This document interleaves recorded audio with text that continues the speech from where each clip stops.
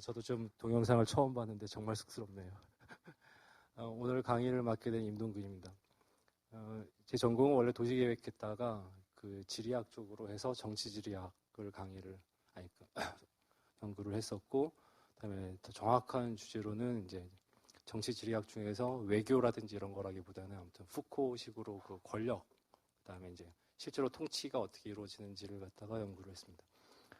오늘 제가 이 자리에서 말씀드릴 거는 메트로폴리스인데, 원래 한 1시간 정도의 강의로 하기에는 정말 힘든 주제입니다. 원래 기획 자체가 책 한 권으로 나오려고 했던 거였고, 그리고 그 당시에는 이제 메트로폴리스 서울, 그래서 개보학이라는 주제로 이제 접근을 했습니다. 개보학이라는 것은 지금 현재의 모습을 보고 이것들이 어디서 왔는지를 갖다가 역추적하면서 지금에 있는 모습들을 갖다가 다시 재구성하는 그런 학문을 갖다가 개보학이라고 보통 얘기를 합니다.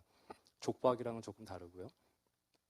그래서 보통 역사학이랑 이제 갈라지기 시작을 하는데, 개보학이 역사학이라기보다는 현재의 지금 갖고 있는 옛날 모습들을 갖다가 추적을 하는 거기 때문에 관심사가 오로지 요즘입니다. 요즘.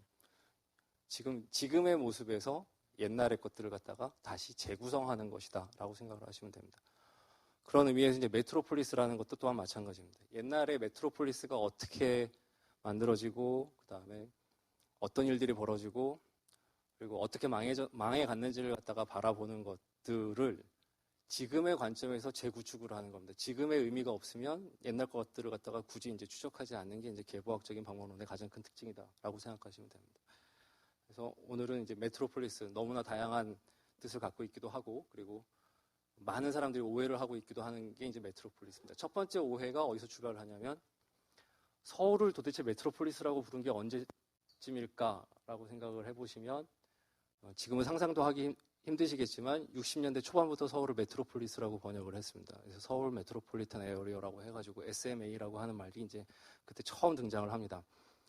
그러면 좀 상상이 안 되는 게, 왜냐하면 인구 100만 정도밖에 안 됐고 당시에, 그 다음에 뭐 대치동이나 압구정동은 있지도 않았고, 존재하지도 않고, 지금의 의미로 있지도 않았고, 그리고 1949년도에 서울시가 확장을 하게 되는데 그 땅에 도시계획도 없었고, 상하수도 보급률은 10% 정도밖에 안 됐고, 당시에 그 농촌 인구가 엄청나게 많을 때, 그때를 갖다가 서울을 메트로폴리스라고 얘기를 했던 겁니다.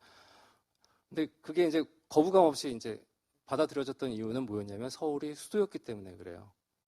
수도였기 때문에 메트로폴리탄이라는 말을 해도 별로 의미가 이렇게 어긋나지는 않았던 겁니다. 왜 그러냐면, 저 메트로폴리스라고 하는 이 그리스 히라버에서 나오는 이 메트로가 어머니라는 뜻이기 때문에 그렇습니다. 모도시.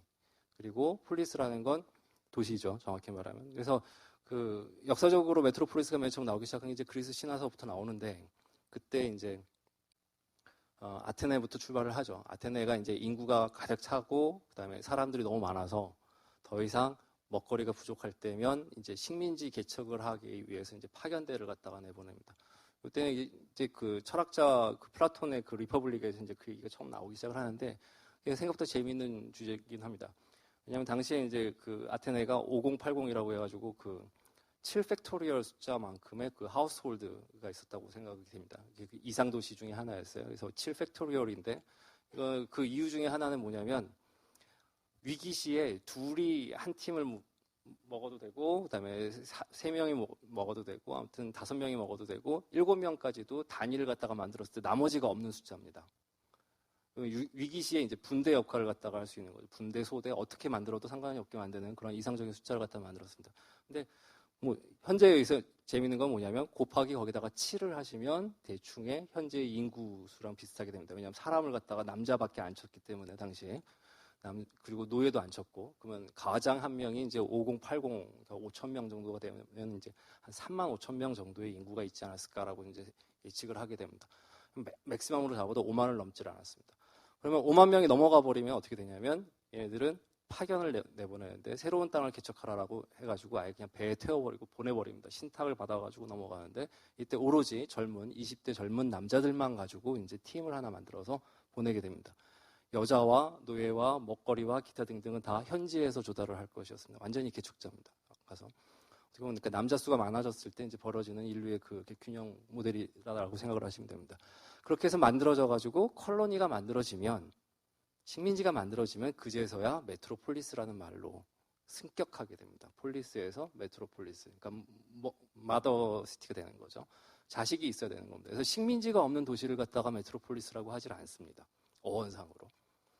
그래서 이게 언제나 그런 건 아닌데 요즘은 뭐 뉴욕이나 뭐 이렇게 이런 메트로폴리스 하면 그 뉴욕의 식민지가 어디야라고 얘기를 이렇게 말할 수가 있고 도쿄도 마찬가지지만 아무튼 유럽 쪽에서는 이 라틴 언어까지도 아무튼 이 메트로폴리스는 식민지 개념이 굉장히 강합니다. 그래서 그 불어를 하시는 분들은 돔톰이라고 혹시 들어보셨을지 모르겠는데 그 도메스틱한 그 테리토리하고 그다음에 그러니까 메트로폴리탄이 이제 두 가지로 나뉘는데 본국을 메트로폴리탄이라고 보통 번역을 합니다. 메트로폴리스 지역. 그래서 어떻게 보면 일제시대 때 그 동경 중심으로 하는 혼슈 그쪽이 이제 메트로폴리탄이 되고, 네, 그 우리나라는 콜로니가 되는 거죠. 우선 이 메트로폴리탄에는 항상 이런 식민지라는 말을 갖다가 깔고 있기 때문에 보통 수도에는 메트로폴리스라는 말을 갖다가 50년대, 60년대도 아주 거침없이 썼습니다. 도시랑은 상관없습니다, 거의 느낌이. 도회지가 아닌데도 불구하고 메트로폴리스를 썼던 거죠. 근데 이제 현대에서 뭐 메트로폴리스를 식민지랑 이렇게 떠올리면서 생각하는 사람들이 없기 때문에 많은 신조어들이 생깁니다. 그 중에 하나가 제일 유명해진 말이 이제 메갈로폴리스라고 그 자한 고트만이 이제 했던 그 메갈로폴리스라는 말이 이제 뒤에 이제 쓰이게 되는데 그때쯤 되면은 이제 식민지랑 상관없이 대도시 연담군을 갖다가 설명할 때 메트로폴리스라는 말을 씁니다. 그래서 책 제목 자체가 이제 맨 처음에 이제 타이틀 자체가 서울 메트로폴리스 그리고 물음표입니다. 그러면 뭘 생각을 하냐면 서울이 메트로폴리스면 서울의 식민지는 도대체 어디인가? 라는 질문을 갖다가 은연중에 이제 깔고 들어가는 거죠. 서울의 식민지는 서울의 나머지 그 16개 광역자치 중에서 나머지 한 15개 정도는 거의 식민지 취급을 당하는 거죠, 지금 현재는.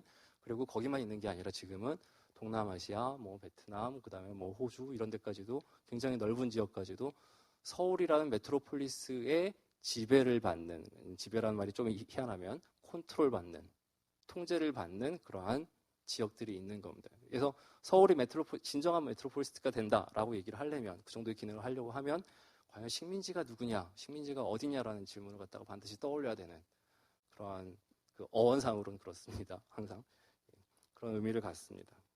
오늘 이제 볼 거는 서울 이야기를 갖다가 하기 위해서 앞에 프롤로그로 역사상 있었던 메트로폴리스에 대한 그 학문적인 담론들, 그 다음에 이제 연구 결과들 이런 것들을 갖다가 쭉 말씀을 드릴 겁니다.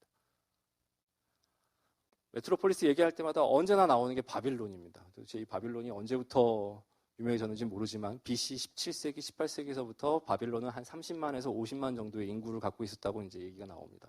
뭐 바벨탑도 지었고 뭐 여러 가지 그 축조물이 나온다고 하는데 바벨탑에 대한 환상은 뭐 여러 가지가 있겠지만 고층 건물이라고 생각하시면 돼요. 고층 건물을 지을 만큼 구조물 자체도 굉장히 많은 기술력을 갖고 있었고 그리고 저 많은 돌들을 갖다 끌고 올 수 있었다는 겁니다. 이집트의 피라미드랑 거의 비슷한 시기이긴 한데 피라미드에 대한 연구는 요즘 많이 연구가 되어 있으니까 뭐 그 별로 말씀을 안 드려도 될 것 같은데 보통 그 구휼 문제로 이제 피라미드를 접근하는 게 가장 이제 타당하다라고 얘기가 나옵니다. 이게 뭐냐면 농번기 때 인구를 갖다 먹여 살리기 위해서 돈을 줘야 되는데 어떤 돈을 줄 것이냐라고 하면 대규모 사역, 그러니까 토목공사가 시작이 됐고 거기에 대한 왕권이라든지 같이 연결이 돼서 들어갔던 겁니다. 그래서 그 당시 이제 우루라든지 아주 역사적인 도시로 나오는 그런 그 소도시들, 노동자 캠프들이 만들어집니다. 지금 발굴되고 있는 것들은 피라미드 옆에 있는 그런 그 도시들은 대부분 다 캠프입니다. 일시적으로 점거했다가 사라진 겁니다. 점거를 계속했으면 그 흔적이 남아있질 않죠. 점거를 했다가 사라졌기 때문에 그냥 모래가 덮어버려가지고 계속 흔적이 남아있는 고고학적으로 보면은 이제 일시적인 그런 노동자촌이 많습니다. 당시에 이제 저 바빌로니아 같은 경우에는 최초의 상주 도시라고 얘기를 할 만합니다. 그 전까지는 굉장히 넓게 퍼져 있다가 각자 생산력을 갖다가 높이는 그 농업 쪽의 노동력으로 들어가다가 위기 시에만 아니면 그 일시적으로만 피라미드 건설이라든지 대규모 사역이 들어가는데 바빌론 같은 경우에는 상주입니다. 그래서 저 안에서 도시의 직업군들이 만들어지고 그리고 서비스업이 등장을 합니다. 그래서 아직까지도 그 도시 통계에서는 가장 핵심 포인트로 잡고 있는 게 뭐냐면 비농인구입니다. 생산력과 상관없이 먹거리와 상관없이 자기의 직업이 있다라고 얘기를 하면 한 단계 업 되는 그런 사회가 된 겁니다. 잉여 생산물을 갖다가 나눠 먹을 수 있으니까.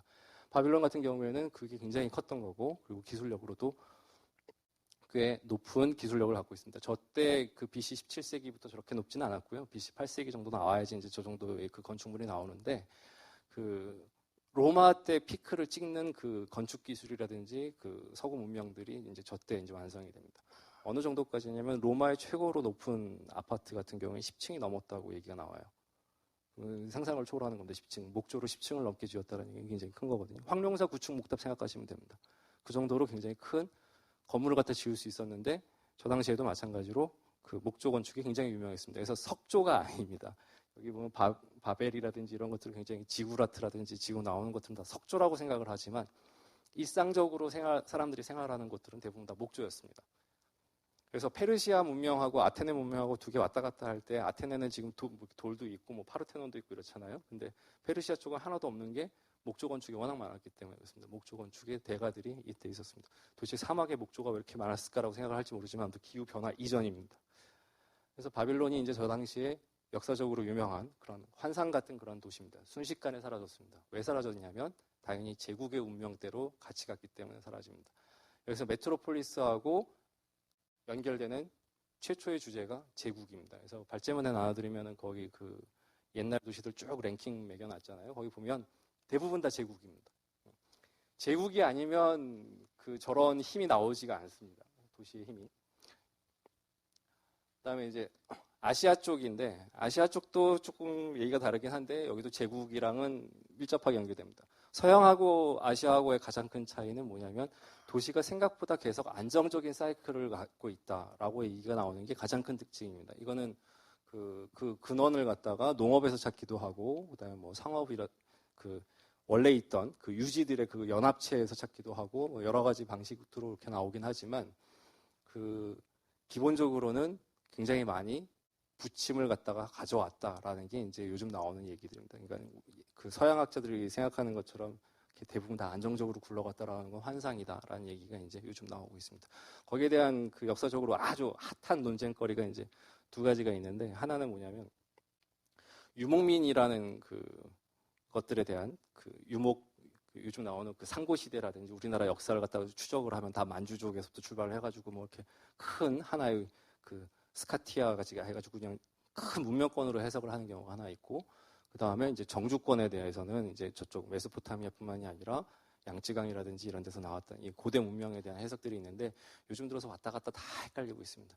뭐냐면 유목민이라고 해서 정주를 안 한 게 아니고 그 다음에 이제 그 정주민이라고 해서 유목을 한 게 아니다. 그러니까 그 정주만 한 게 아니다라는 게 요즘 나오는 얘기들 중에 가장 그 뜨거운 얘기 중에 하나입니다. 뭐냐면 저쪽 그 베트남 쪽 그 쌀 문화권 등장을 하면 대부분 다 정주를 해야지만 그 관계수로도 하고 그다음에 뭐 이렇게 농업일도 하고 이런다고 얘기 나오지만 당시에 그 포퓰레이션의 그 비율로 따지면 만만치 않게 유목이다라는 얘기가 요즘 계속 많이 나오고 있고 정주 또한 마찬가지입니다. 한 100년 정도 머물렀다가 한 200년 정도 이렇게 유목하면 유목민이라고 할 거냐 정주민이라고 할 거냐라는 논쟁이 계속 왔다 갔다 하는 것처럼 좀 논란거리가 많습니다. 근데 여기서 재미있는 것들은 뭐냐면 아래는 뭐냐면 명나라 때 이거 정화의 그 항해로 저기까지 갔다라는 거죠. 그래서 얼마 전에 제가 여기 아부다비 갔다 왔었는데 여기 중국인 토성이 있더라고요. 그러니까 12세기쯤 만들어졌다고 하는데 뭐 아무튼 굉장히 많이 옛날부터 있었던 거죠. 그래서 이게 아프리카까지 왔다 갔다 하는 이 디아스포라가 있었다라고 얘기를 하는 거고요. 그리고 위에는 이제 실크로드입니다. 그다음에 이거는 옛날 고대 한 영토를 갖다가 표시를 한 건데 재밌는 게 뭐냐면 자기 영토에서 저쪽 옆에 있는 그 실크로드까지 통치권으로 나와 있는 것들을 볼 수가 있습니다.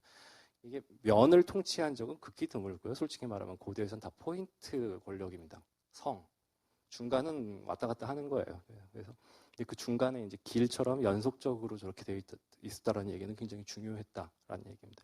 여기서 이제 제국에 대한 이야기를 갖다가 거의 다 끌어낼 수가 있습니다. 뭐냐면 제국이 메트로폴리스를 갖고 있었던 이유 중에 하나는 뭐냐면 메트로폴리스가 갖고 있었던 그 불안한 느낌 뭐냐면 생산하는 사람이 없다는 겁니다. 지금 서울도 마찬가지거든요. 여기서 만약에 비행기가 몇 번만 해가지고 안 뜨고 그다음에 곡물이 몇 번 안 들어오고 뭐 사스니 구제역이니 기타 등등 해가지고 한 3개월 정도만 먹거리를 끊어버리면 서울 사람들 미쳐버립니다. 거의 모든 메트로폴리스가 다 그렇습니다.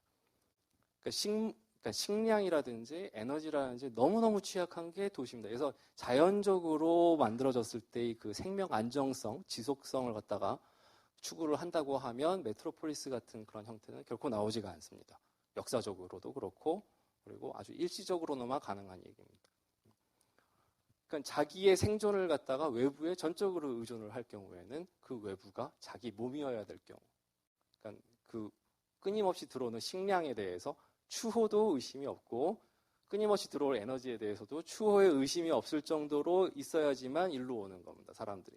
이게 유지가 되는 겁니다. 그렇게 되려면 제일 가장 많이 쓰는 게 뭐냐면 농업에 대한 확고한 안정성을 배후지로 둬야 됩니다. 배후지 없는 메트로폴리스는 그래서 존재하지 않습니다. 그 배후지가 자기 주변에 있지 않아도 배후지라고 얘기를 합니다. 끊임없이 안정적으로만 오면 됩니다. 의심할 바 없이 그거는 내 식량이야 라고 얘기가 나올 정도로. 그리고 두 번째로는 뭐냐면 그 안정성을 갖다가 중간에 끌고 와야 되는데 식량이 먼 곳에서 오든 아니면 가까운 데서 오든 간에 약탈을 당하지 않고 계속 와야 되는 거거든요. 그러면 이제 한성에 대한 비밀도 거기서 풀리는데 한성의 인구가 계속 올라가지 않거든요. 왜냐하면 한성에 공급되는 식량의 안정성이 굉장히 떨어졌기 때문에 그렇습니다. 무조건 올 수가 없어요. 그걸 갖다가 확 풀어주신 게 영정조입니다. 영정조 때 구휼이라고 해가지고 위쪽에서 감자, 아래쪽에서 고구마 그래가지고 서대문에서 갑자기 풀어대니까 그 다음부터는 사람들이 서울로 엄청나게 몰려듭니다. 왜냐하면 서울로 올라가도 먹거리는 계속 안정된다라는 그러한 경험이 이제 쌓이기 시작을 하면서 그 전까지는 안 되는 거죠. 그것처럼 안정적으로 뭐가 계속 와야 되는데 그걸 지키는 게 바로 뭐냐면 군대입니다. 군대가 없는 메트로폴리스는 그래서 존재를 하지 않습니다. 배후지를 확고하게 지켜주고 거기에 대한 통행이라든지 이런 안정성을 갖다가 챙겨주는 것. 요거는 이제 세계 체제론에서 나오는 그 네덜란드 이야기랑 거의 일치해요. 잠깐 썼는데 그 세계 체제론 같은 경우에는 네덜란드가 16세기에 갑자기 해상 왕국이 돼버린 이유 중에 하나가 암스테르담이 갑자기 큰 이유 중에 하나가 뭐냐면 강력한 해군에서 찼습니다. 그럼 그 이전에는 다 그 해상 무역이라든지 이런 돈들을 갖다 끌고 올 때, 그러니까 농산물을 끌고 올 때 자체적으로 경비를 갖다가 서가지고 배를 지키는 겁니다. 자경단인 거죠. 쉽게 말하면 같이 배에 탔는데 거기에 이제 총 쓰는 사람도 있고 뭐 싸움질도 하고 그렇습니다. 그리고 끊임없이 이 해상에서 만들어지는 해적들에 대한 비용이 증가를 합니다. 한 10번 통로를 왔다 갔다 하면 3번 정도는 침몰 당하거나 아니면 뺏기거나 하는 거거든요. 근데 네덜란드에서 처음으로 해상 통로에 대한 안정적인 경찰 역할을 했습니다. 시큐리티를 딱 안정적으로 잡아주고 나니까 그 다음부터는 어떻게 돼요? 상단들이 갑자기 비용을 갖다가 세이브할 수 있게 되는 겁니다. 그러니까 똑같은 무역항에서 이제 가격 경쟁력을 갖게 되고 이러면서 그 상권이 어마어마하게 커지면서 이제 네덜란드가 이제 해상 무역으로 갖다 중심으로 해가지고 메트로폴리스를 갖다가 만들어내기 시작을 합니다. 비슷한 것처럼 아무튼 군대가 굉장히 중요하다. 그다음에 맨 마지막으로 들어가는 게 뭐냐면 군대를 갖다가 운영할 돈입니다. 그래서 이제 그 모리꼬니가 이제 얘기할 때는 세계의 A다라고 얘기하면서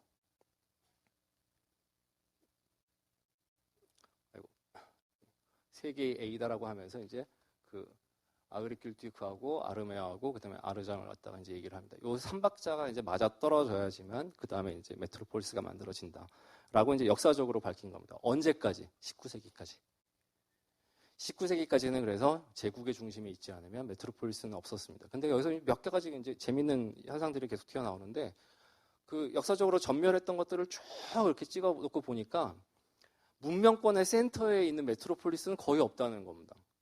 항상 문명권에서 살짝 비껴진 곳들에서 메트로폴리스가 이제 등장을 해요. 요거는 왜 그런 얘기가 나오기 시작을 했냐면 메트로폴리스 가운데 센터를 갖다가 점하고 있으면 그 세계체제론에서 말하는 헤게모닉 그 코스트라고 해가지고 헤게모니 패권 비용이 이제 등장을 하게 되는데 너무 멀어요. 운영할 때까지가. 그래서 영역이 워낙 크다 보니까 문명권 전체에 워낙 크다 보니까 그 유지 비용이 굉장히 과도하게 들어갑니다. 그 군대에 쓰는 돈들이. 근데 반면에 외곽에 들어가 있으면 양쪽의 장점이 있는 게 뭐냐면 한쪽으로는 그 문명권에서 만들어지는 기술력을 갖다가 쉽게 받아들이고 그러면서 문명권에서 안 먹던 동원할 수 없었던 자원들을 갖다가 바르바르한테 받아들일 수 있는, 그러니까 외곽에서 흡수할 수 있는 그러한 그 기회를 갖습니다.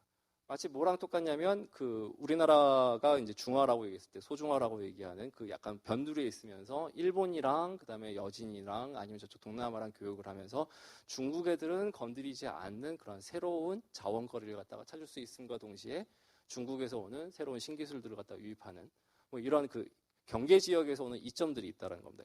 그 경계 지역에서 오는 이점들 때문에 메트로폴리스들이 주변국에 있는 제국들에서 올라간다라는 게 이제 역사적으로 검증된 건 아니지만 희한하게 계속 그렇게 맞아떨어진다라고 보는 겁니다.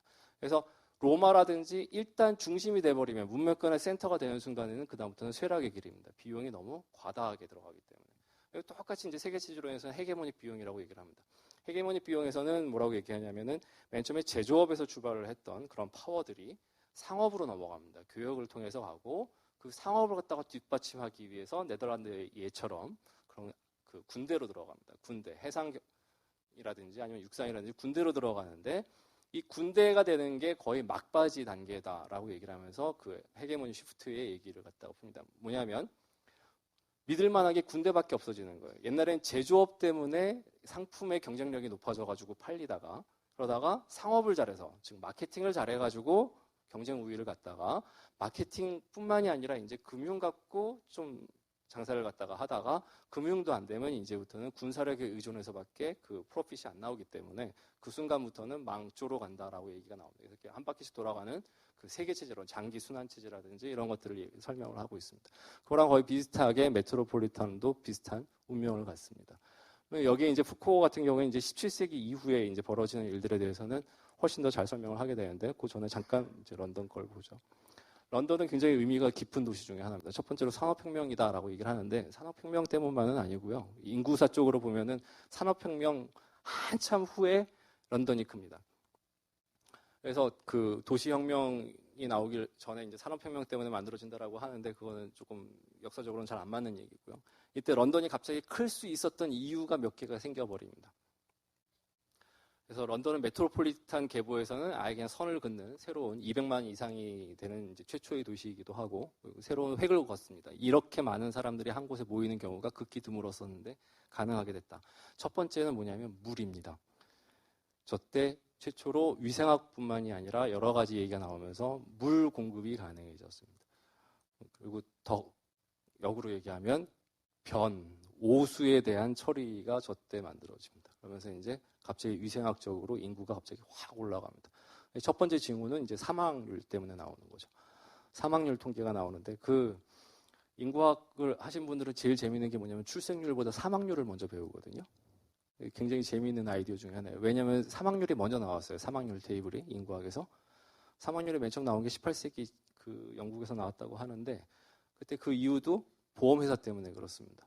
보험회사가 이제 사망률 통계를 하는데 굉장히 재밌는 거예요. 왜냐하면 예전 사망 통계로 갖고 하면 보험회사가 점점 빚덩어리로 올라갑니다. 그럼 어떻게 해요? 계산을 갖다가 계속 추세를 갖다가 올리는 수밖에 없어요. 그러려면 지식이 들어가는 거거든요. 그래서 이제 인구학자가 거기에 개입이 되면서 사망률 통계 테이블이 만들어집니다.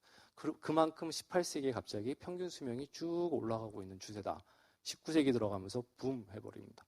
갑자기 인구가 어마어마하게 많아집니다. 위생학적으로도 괜찮아지고 그다음에 이제 사람들을 먹여 살릴 수 있는 그런 물 공급이 가능하기 때문에 식량 자체는 별로 중요하지가 않았습니다.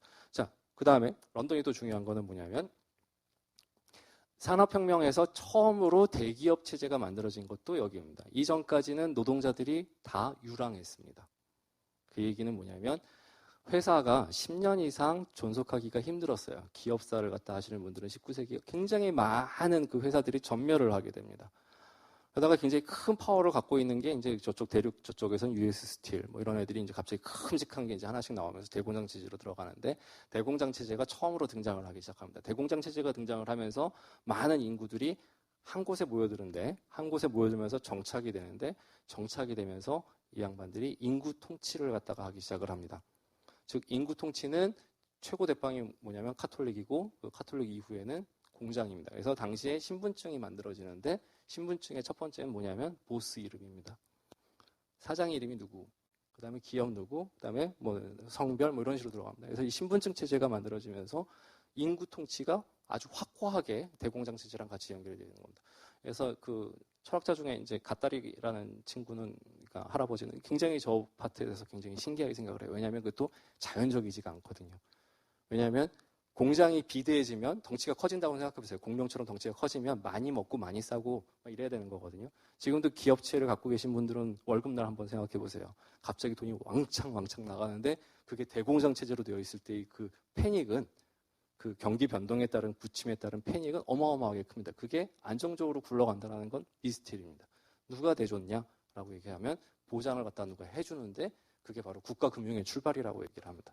그래서 국가금융하고 저런 대공장 체제하고 그러면 대공장이 각자 알아서 인구 통치하는 거하고 거기에 이제 물질적으로 물 공급하고 그다음에 이제 위생적인 그러한 문제들이 해결되는 것 이런 것들이 다 하나로 결합이 돼서 이제 런던에서 역사상 처음으로 200만 넘는 도시가 만들어집니다. 중국은 200만 더 넘지 않았냐라고 생각을 하시는데 아닙니다. 저때 처음으로 능력합니다. 200만이면 어마어마한 겁니다. 물을 갖다 1리터씩 먹는다고 생각을 해보세요. 얼마만큼의 물을 먹어야 되는가. 그러니까 그런 것들을 갖다 물질적으로 해결을 해줬기 때문에 이제 가능한 얘기. 자, 그래서 이제 17세기 이후에 이제 도시, 새로운 통치술의 발전. 그러니까 새롭게 통치가 만들어지지 않으면 결코 200만 이상의 인구 큰 메트로폴리스라는 건 만들어지지 않았다라고 얘기하는 게 이제 푸코의 얘기입니다. 저 푸코는 미셸 푸코입니다. 유명한 철학자. 그 양반이 했던 그 치안 영토 인구 그 책에 나와 있는 내용 중에 하나입니다. 근데 요 푸코를 뭐 이 강의 말고도 굉장히 많이 접하셨겠지만 미셸 푸코 같은 경우에는 우리나라에서 몇 개 빼먹고 얘기가 많이 되고 있습니다. 미셸 푸코는 정말 그 탁월한 아날 역사학자였습니다. 역사고 속에 살았어요. 아카이브 속에서. 그래서 이 양반이 인구 얘기하고 뭐 이런 것들은 다 하나같이 그 프랑스 인구학계에서 나오는 아날 전통들이 밑바닥에 깔려있기 때문에 나왔습니다. 웬만한 역사학자보다는 훨씬 더 문서고가 더 풍부한 인간이 저 푸코입니다. 자, 그럼 푸코가 말한 도시 이제 세 개인데 그 중에 이제 두 개를 먼저 얘기를 할게요. 메트로폴리스 같죠. 메트로폴리테인데 동사형의 그 수동태로 해가지고 메트로폴리스화 뭐 이런 뜻입니다. 르메트르가 이제 쓴 책의 이름인데 스웨덴 왕한테 이제 헌정한 책입니다. 그래서 요 그림입니다. 여기 지금 이 사진 말고 딴 사진이 하나 있는데 여기 왕이 이렇게 있어요. 왕이 이렇게 앉아 있는 것들이 있고 머리 있고 이런 식으로 궁을 갖다 만든 건데 결국은 뭐냐면 코스믹입니다. 그 유기체 우주론적으로 도시를 어떻게 구성을 할 것인가. 해서 주권을 갖다가 어떻게 도시 안에 구현할 것인가. 실제로 만들어지지는 않습니다. 그러다가 이제 빌드 리슐류인데 이건 뭐 그 삼총사에 나오는 리슐류 추기경이 맞습니다. 그 사람이 만든 도시예요. 현존하고 있습니다. 지금 밑에 있는 건 아마 그 구글에서 찍었을 거예요. 근데 지금 여기 도시인데 푸코가 굉장히 장황하게 설명을 해가지고 굉장히 큰 도시인 줄 알았어요. 그랬더니 그게 큰 도시는 아니고요. 뭐가 처음으로 등장을 한 거냐면 로마 때 그 격자형 도시를 갖다 만들 때 그리스뿐만이 아니라 로마 때 그 격자형 도시의 그 폭들 같은 경우에는 규칙이 굉장히 많았습니다. 요즘 말하는 그 소로, 중로, 광로 이런 것처럼 마차가 2대 이상 지나갈 건 4채 이상, 그러니까 마차가 4대 이상 지나갈 건 이런 식으로 해가지고 기능적으로 분할이 되어 있었습니다. 이것도 마찬가지로 기능적으로 분할이 되어 있는데 거기에 처음으로 유기체론을 갖다가 썼습니다.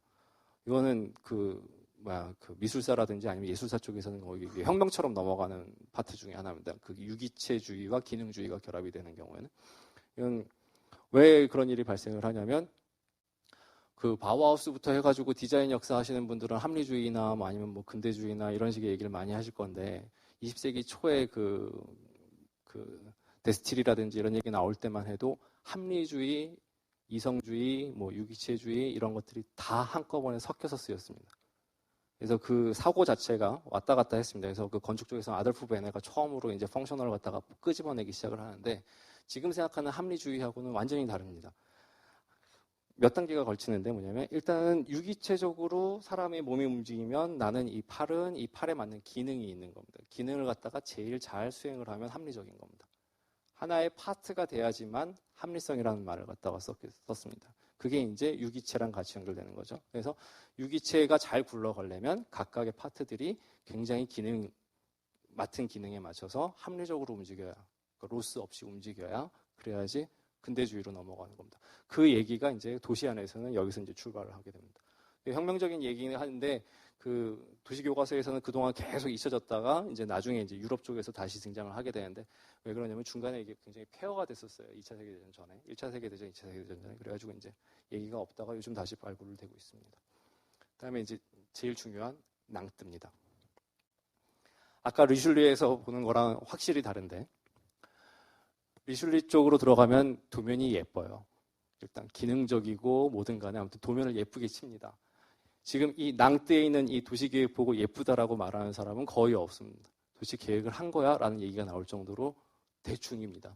그래서 낭뜨 자체가 그 역사적인 도시가 여기 센터인데 이 성에서부터 내려와가지고 쭉 확장을 하게 되는데 이때 이제 그 푸코가 얘기하는 그 치안 장치라는 굉장히 중요한 개념이 등장을 하게 됩니다. 즉 좋은 계획은 돈 안 들이고 하는 게 제일 좋은 계획인 겁니다.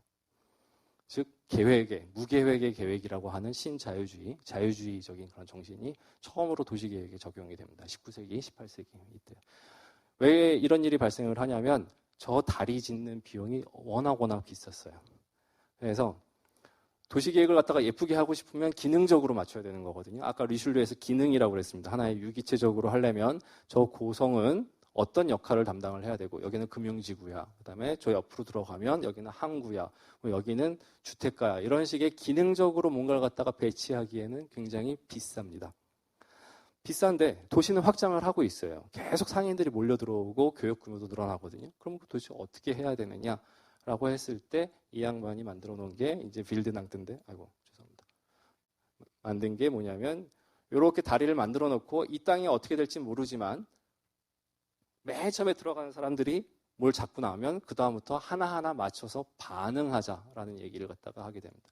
즉 쉽게 말하면 도시계획 안 한 겁니다. 요즘식으로 따지면 계획이 없는 거예요.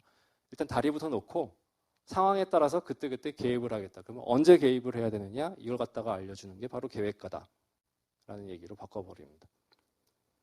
그래서 앞에서부터 스웨덴에 있는 그 메트로폴리 때부터 얘기를 하기 시작을 하면 하나의 이상을 갖다가 구현을 하려고 했고 그 다음에 기능에 맞춰가지고 배치하려고 했고 이제부터는 상황에 따라 개입하려고 합니다.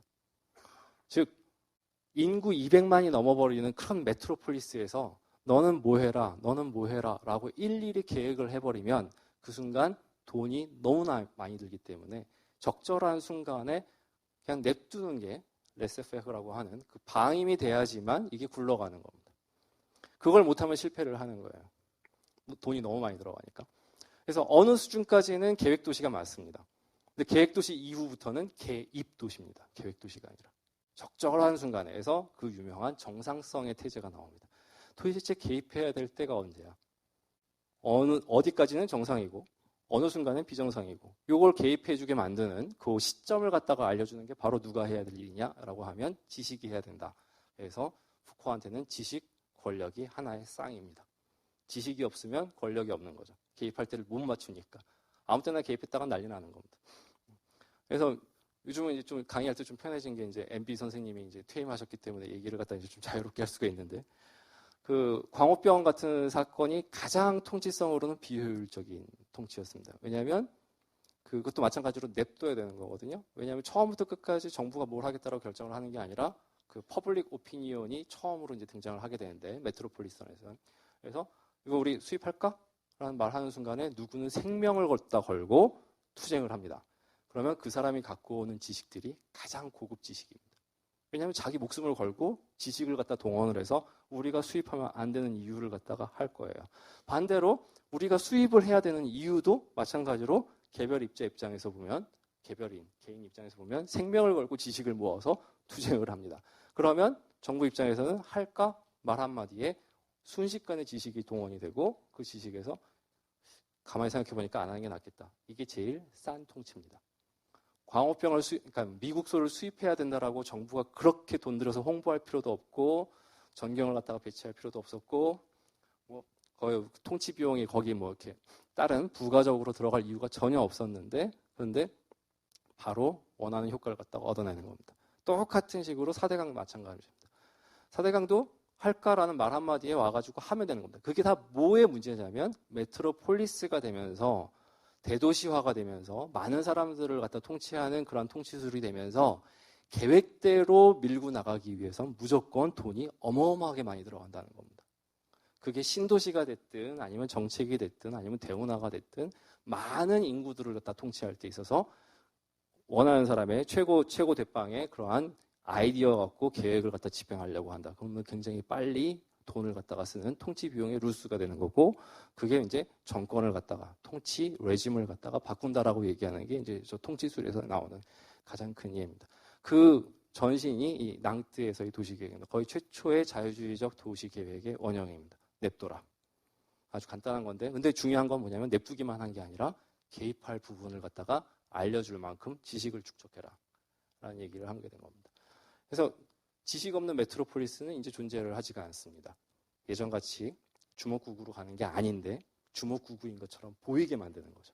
그래서 계획이 없지만 꾸역꾸역 가고 있는 게 진정한 통치술입니다. 서울은 왜 이렇게 개판이에요? 개판이 이렇게 돼야지만 굴러가는 겁니다.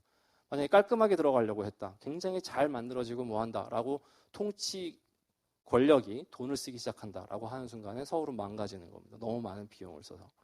그런 것들이 얘가 굉장히 많습니다. 자, 그럼 이제 서울로 이제 넘어오겠습니다.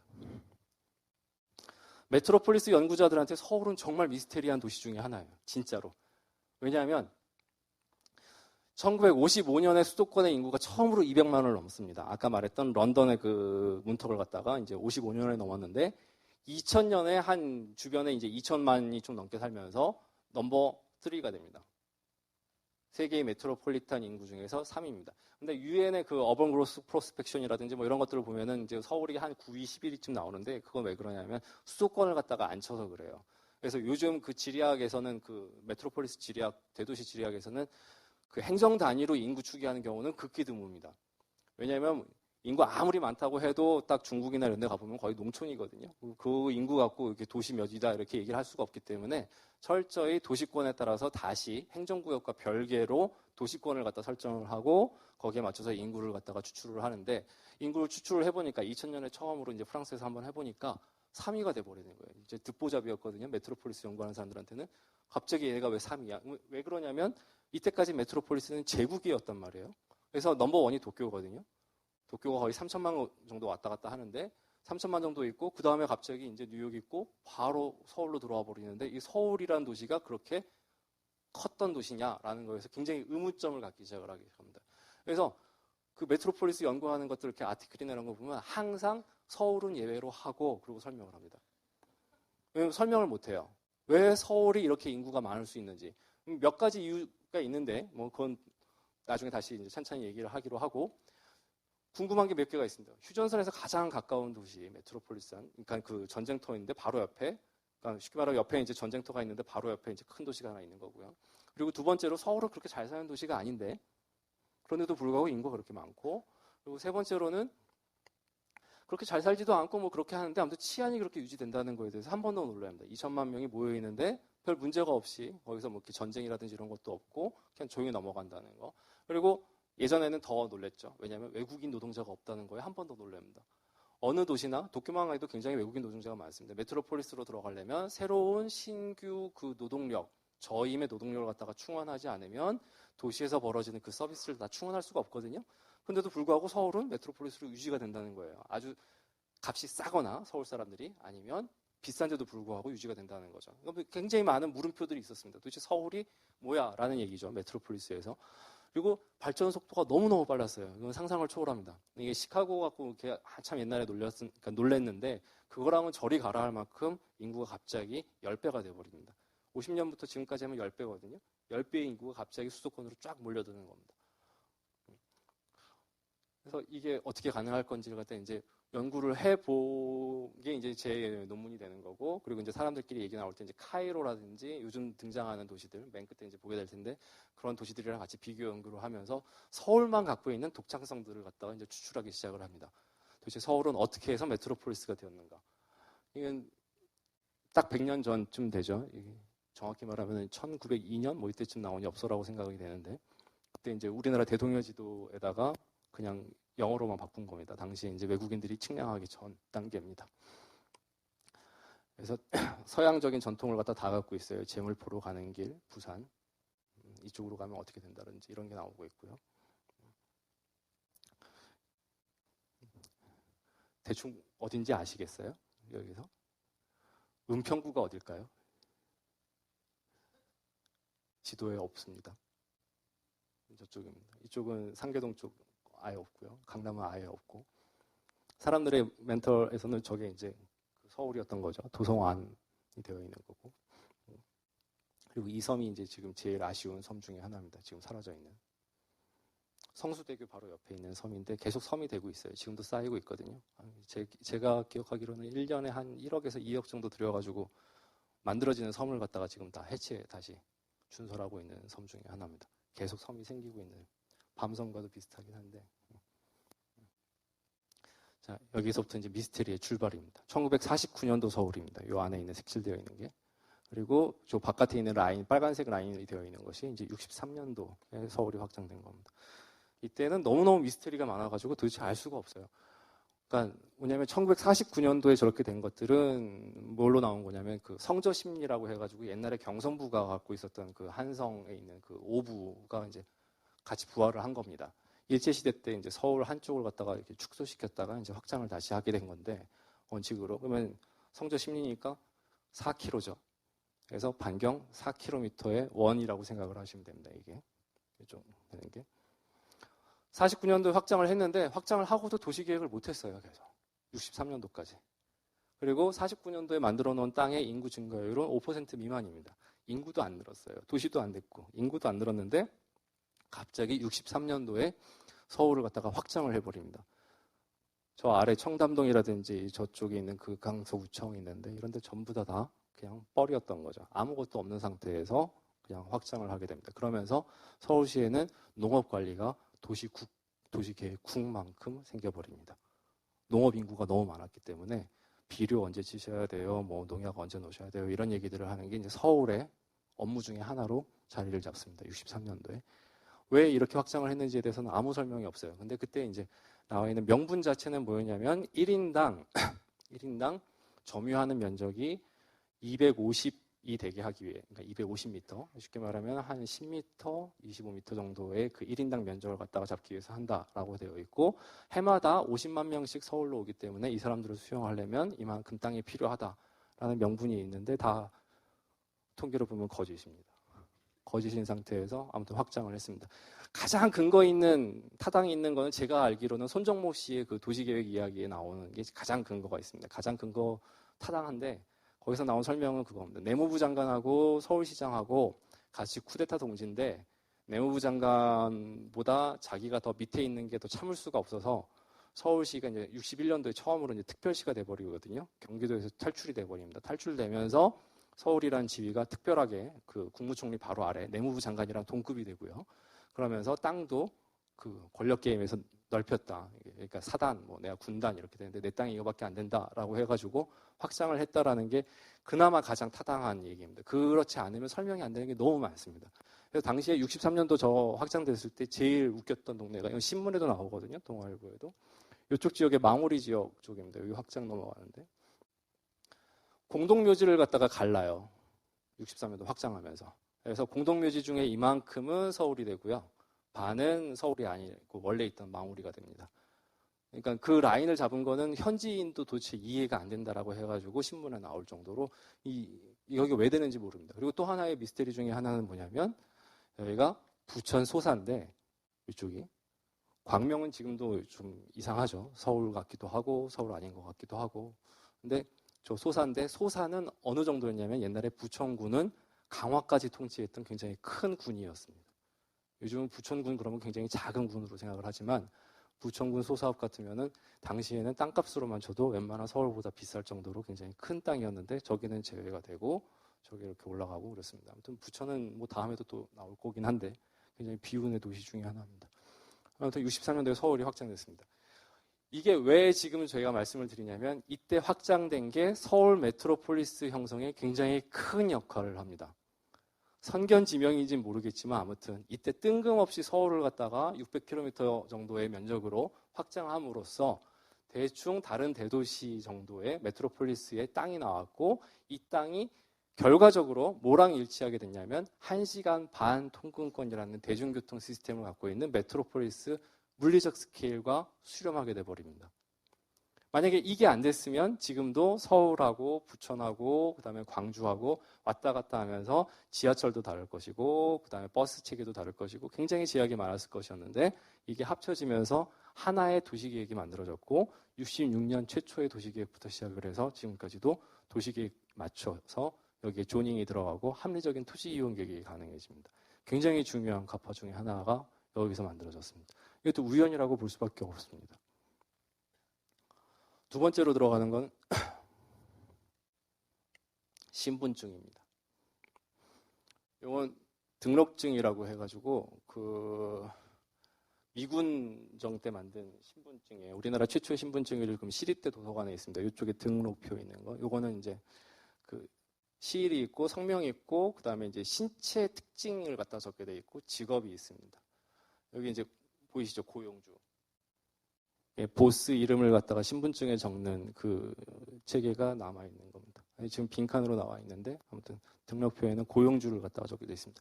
그러니까 기업 자체가 하나의 통치입니다. 이때 당시에 이제 이 등록표 말고 한국 전쟁 때 굉장히 많은 신분증들이 만들어지는데 제일 재밌는 건 교회에서 발급한 신분증이에요. 여기는 내 교회인이니까 건드리지 마라라고 이제 교회에서 만듭니다. 이거는 어디서 썼었겠어요? 남한 쪽에서. 그러니까 그 미군들 들어갔을 때 교회 이름 있고 십자가 마크 있고 이런 신분증 하나 있으면 죽이지 말라는 겁니다. 그러니까 그리고 학교 이름으로 되어 있는 것들은 북한 쪽에서 많습니다. 농업학교, 기술학교, 얘는 학교 학생이니까 건드리지 마라 뭐 이런 식으로. 그래서 등록표가 이제 만들어지고 이게 그 유명한 민증입니다. 도민증, 민증 까바라의 원인, 그러니까 그 얘기가 나오는 도민증, 시민증. 그래서 서울 시민증, 도민증인데 요 도민증은 그러니까 전쟁 때 만들어지는 패스포트랑 비슷한 겁니다. 그러니까 신분 안정, 그러니까 통행 증명서입니다. 건드리지 말아라는 내가 이동을 하기 위해서. 그래서 도민증 지금 나와 있는 자료들은 대부분 다 여성들, 할머니들께 제일 많이 남아 있어요. 아무래도 남자들 같은 경우 워낙 많이 끌려갔으니까. 근데 미군 그 한국 전쟁 때 만들어졌고 경찰서에서 이제 인증을 해가지고 검수가 들어갑니다. 연구에서 제일 재밌는 거는 요걸 갖고 연구하시는 분들이 많아요. 이게 뭐냐면 한 달에 한 번씩 저 스탬프가 없으면 무효입니다. 그러니까 단순히 저거 하나 받았다고 해가지고 계속 쓸 수 있는 게 아니라 계속 가가지고 갱신하면서 스탬프를 받아야지만 그 진품으로 이제 인정을 받는 거죠. 여기 이제 신분증이고 이제 여기 사진 들어가고 그리고 좀 달라진 게 몇 개가 있어요. 여기는 지금 지문 날인을 했는데 민증으로 오가면서 지문 날인이 없어지고 뭐 그리고 또 저게 충청도 다르고 함경도 다르고 다 달랐어요. 이제 여기 이제 신분증의 역사에서 나오는 아주 가장 고전적인 테마가 있습니다. 뭐냐면 신분증은 누가 봐도 진품인 걸 알아야 되고 그리고 누가 봐도 모조인 걸 갖다가 알면서도 그러니까 누가 봐도 죄송합니다. 누가 봐도 진품인 걸 알아야 되고 그 누구도 베낄 수가 없어야 됩니다. 그게 아주 딜레마 중에 하나예요. 돈이랑 비슷한 거긴 한데 신분증 이렇게 만들어 놓고 보면 딱 내가 여기서 지금 뭐 서울에서 만든 신분증을 갖고 경상남도를 간다라고 하면 경상남도 경찰도 서울시에서 만든 신분증을 알아야 되는 거거든요. 그럼 도민증은 저게 안 돼요. 도민증은 철저히 다 지역에서 충청도 따로 만들었고 함경도 따로 만들었고 그 얘기는 뭐냐면 그 도 벗어나면 모르는 겁니다.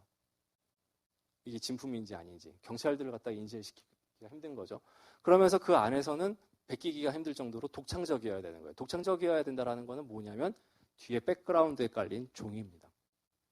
종이의 문양이 굉장히 독창적이어서 문양을 딱 보면 아 이건 진품이다라고 알면서도 베끼려면 저걸 일일이 다 그리기가 힘들어야 되는 거예요. 복제가 불가능했을 때니까. 그리고 이제 유럽 같은 경우에 더 골 때리는 게 뭐냐면 그 기차가 훨씬 더 빨리 가기 때문에 신분증 발급하는 그 속도보다 패스포드 발급하는 속도보다 사람이 먼저 가는 경우가 이제 19세기 말부터 이제 나오기 시작을 하거든요. 근데 얘 간다라고 비자가 공문으로 날아가는 속도보다 사람이 먼저 가는 거예요. 교통이 워낙 빠르니까. 전쟁도 마찬가지입니다. 누가 만들었는데 미리 사람이 와버리면 그 신분증에 대한 검증이 안 되기 때문에 문제가 생깁니다. 아무튼 여러 가지 문제들이 생겨서 그 민증이 계속 불안하지만 60년대까지 갑니다.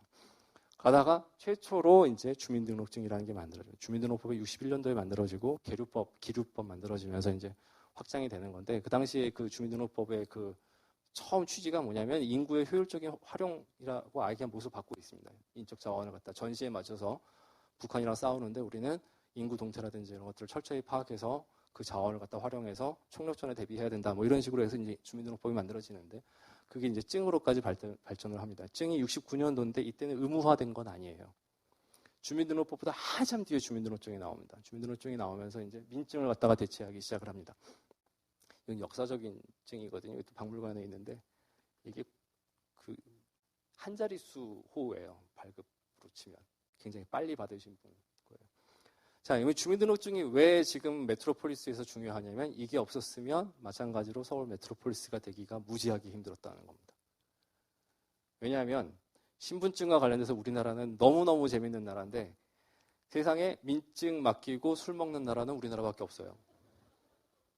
증 맡기고 외상이 가능하다. 이거는 외국에서는 상상도 못하는 일 중에 하나입니다. 그러니까 증이 굉장히 보편화되고 이것만 있으면 내가 다 해결이 되는데도 불구하고 그걸 갖다가 이렇게 선뜻 맡기고 외상하고. 그리고 더 웃긴 건 뭐냐면 이제 이거랑 이제 매칭되어 있는 그 시설이 뭐냐면 동사무소하고 파출소인데 술 먹고 파출소 들어가가지고 행패 부리는 나라도 우리나라밖에 없습니다. 그러니까 공권력이 뭐 같은 거예요. 쉽게 말하면. 그런데 불구하고 이게 찡이 만들어지고 나서부터는 통계라든지 인적 파악이 무지하게 되는 겁니다. 자, 그 봉천동에 그 산동네에 있던 그 집들이 주소가 양성화되기 시작을 하는 게 거의 90년 돼서야 양성화되거든요. 사당도 마찬가지고. 그러면 거기는 땅이 불법이에요. 시유지 무단으로 들어가 있기 때문에. 그러면 시유지 무단으로 들어가 있는데 거기에 입영 날짜, 취약 통지서 다 날라옵니다. 저것 때문에. 1대1 매칭을 갖다가 안 시키고 주민등록증을 갖다가 발급을 하면서 인구 통치에 굉장히 많은 유연성을 갖다가 가져왔습니다. 그러니까 외국 같으면 저 주소에 가서 그 주소와 이 사람과 1대1 매칭을 하고 재산권 링크하고 굉장히 많이 들어가는데 갑자기 봉천동이라든지 이런 데는 3 몇 다시 몇. 그럼 엄청나게 크죠? 그 큰데 그냥 있기만 하면 통지서가 가고 거기에 사람들이 동원이 되고 취약도 가능하고 물도 나오고 그런 겁니다. 그래서 도시 연구하는 사람들한테는 제일 재밌는 것 중에 하나가 뭐냐면 우편이에요. 도대체 무허가 주택에 사는 사람한테 어떻게 통지서가 날아가는지 그것도 법적으로 주소가 있고 법정동도 아닌데 행정동으로 다 그걸 커버를 하게 되는 겁니다. 그래서 이 법정동하고 행정동하고 우리나라가 두 개가 만들어지면서 행정 편의에 따라서 행정동을 나누고 통장 나누고 반장 나누고 이런 것들이 굉장히 인구 통치에 쉽게 만들어지는 겁니다. 심지어 난민들인 경우에도 그러니까 증도 없는 상태에서 그래서 상상을 한번 해보세요. 70년대에 저쪽 시골에서 올라왔는데 저쪽 이화동 근처에 지금으로 따지면 대학로 옆에 거기에 무허가 판잣집에 살고 있는데 그런데 나는 통장이랑 얼굴을 갖다가 마주 대하면서 바로 예비군도 가고 그리고 내 아이는 학교로도 보내는 겁니다. 그게 순식간에 해결되는 게 이 주민등록증 DB입니다. 굉장히 큰 겁니다. 70년도부터 주민등록 통계가 만들어지는데 정확히 70년 1월 1일자로 만들어집니다. 이때부터 인구 OD 테이블이 거의 완벽할 정도로 만들어지면서 동태 파악이 가능하고 그다음에 인구가 서울에 얼마가 사는지 얼마나 더 늘어날 건지 그리고 거기에 맞는 행정시설들이 뭐가 더 필요한지를 갖다가 바로바로 계산이 가능해졌습니다. 이게 이제 서울 통치에는 굉장히 중요한 겁니다. 다른 나라 메트로폴리스에서는 전혀 보기 힘든 특징 중에 하나입니다. 부에노스아이레스라든지 남미 쪽 같은 경우에는 아직도 인구가 안 잡혀요. 메트로폴리스인데도 불구하고. 근데 이건 바로 잡았다는 거 굉장히 큰 겁니다. 그래서 그 좌파 진영에서는 주민등록증을 찢어라, 리마리오 감독의 그 영화도 있고 그런데 굉장히 억압적인 거 맞거든요. 근데 실제로는 통치적으로는 굉장히 효율적이었던 기계 중에 하나입니다. 그다음에 이제 동장인데 주민등록증이랑 매칭이 됩니다. 이게 그 최초의 동장 투표입니다. 동장 선거가 있었거든요. 이게 지금 청계동인데 청계동 투표함. 그리고 이게 녹신동 사무소인데 동해 같은 경우는 시간 1시간 됐군요 벌써. 우리나라밖에 없는 게 동사무소입니다. 일단은 동사무소는 외국에 없어요. 비슷한 게 있는 게 이제 그 정회라고 해서 일본 쪽에 있는 거랑 필리핀 마닐라 쪽에 조금 남아 있습니다. 남아 있는데 일본 쪽 정회도 그 사무소가 따로 있는 게 아니라 그렇게 우리나라 통장집처럼 그러니까 동장집이 있어요. 동장집에 가가지고 업무를 보는 겁니다. 그러니까 자기 집이 그냥 그 사무소가 되는 거예요. 우리나라는 이제 동사무소가 되는데 이걸 안 밝혀졌다가 한 10년 전쯤에 이제 김영미 씨라는 사람이 그 박사 논문 때문에 굉장히 이제 주목받게 되면서 이제 새롭게 밝혀진 게 저 동사무소에 대한 이야기입니다. 한국 최초의 동사무소는 가회동 동사무소 아직도 그 자리입니다. 거기가 이제 한국 최초의 동사무소고 20년대에 만들어집니다.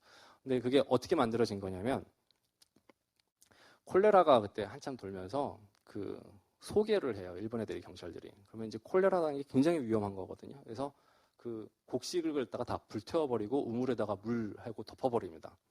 못 쓰게. 그걸로 전염이 되니까. 근데 이 콜레라라는 게 양반집에 있는 노비가 만약에 걸렸다라고 치면 문제가 골치 아파지는 겁니다. 지금 윤씨 가문하고 김씨 가문 집이었는데 그쪽에 이제 도니까 양반집에 가가지고 불을 태워야 되는 거예요.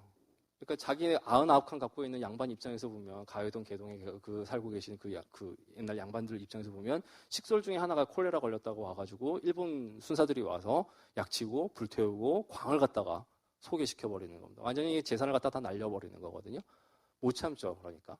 그래서 김씨 가문하고 그 세 개의 가문이 그 개동, 가회동 일대의 그 세 개의 가문이 연합을 해서 그 노비들을 갖다가 다 인솔을 해가지고 영토 통치를 시작을 합니다. 그래서 일본 순사가 오는 걸 막아요. 막고 여기는 내 땅인데 너 들어오는 거 왜? 그러면 콜레라 때문에. 그럼 우리가 의사 고용해가지고 너희한테 넘길게. 그래서 한인 의사를 고용을 해서 개동에다가 거기 원래 재중원 자리도 다 거기잖아요. 아무튼 옛날 의사들이 거기 있어가지고 그 자체적으로 병자를 관리를 하고 도저히 못 건지겠다 싶으면 저쪽 입구에서 지금 현대사옥 넘어 거기 입구에서 시체를 갖다가 넘겼습니다. 병자를 넘기면 이제 일본 수사들이 가져가는 거죠. 그러니까 자기네 재산을 지키기 위해서.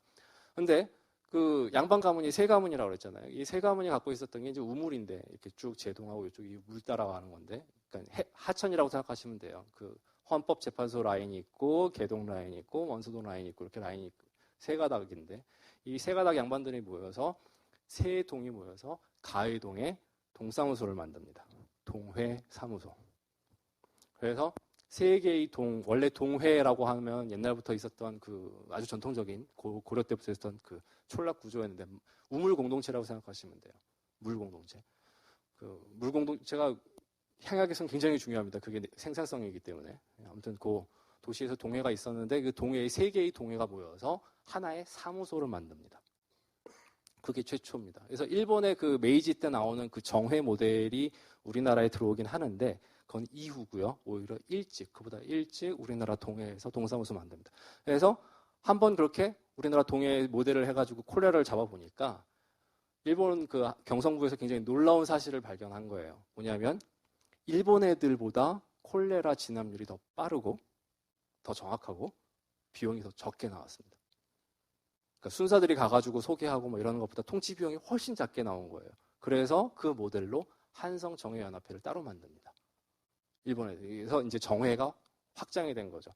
그래서 역사적으로 따지면 20년대에 동회가 우리나라에서 처음 만들어지고 30년대에 그게 정회로 이제 확장이 되고 40년대 그 징집으로 그 동원령으로 이제 쓰이기 시작을 하는 겁니다. 애국반이라든지 그런 게 이제 거기서 튀어나오기 시작을 하는 거죠. 정회에서부터.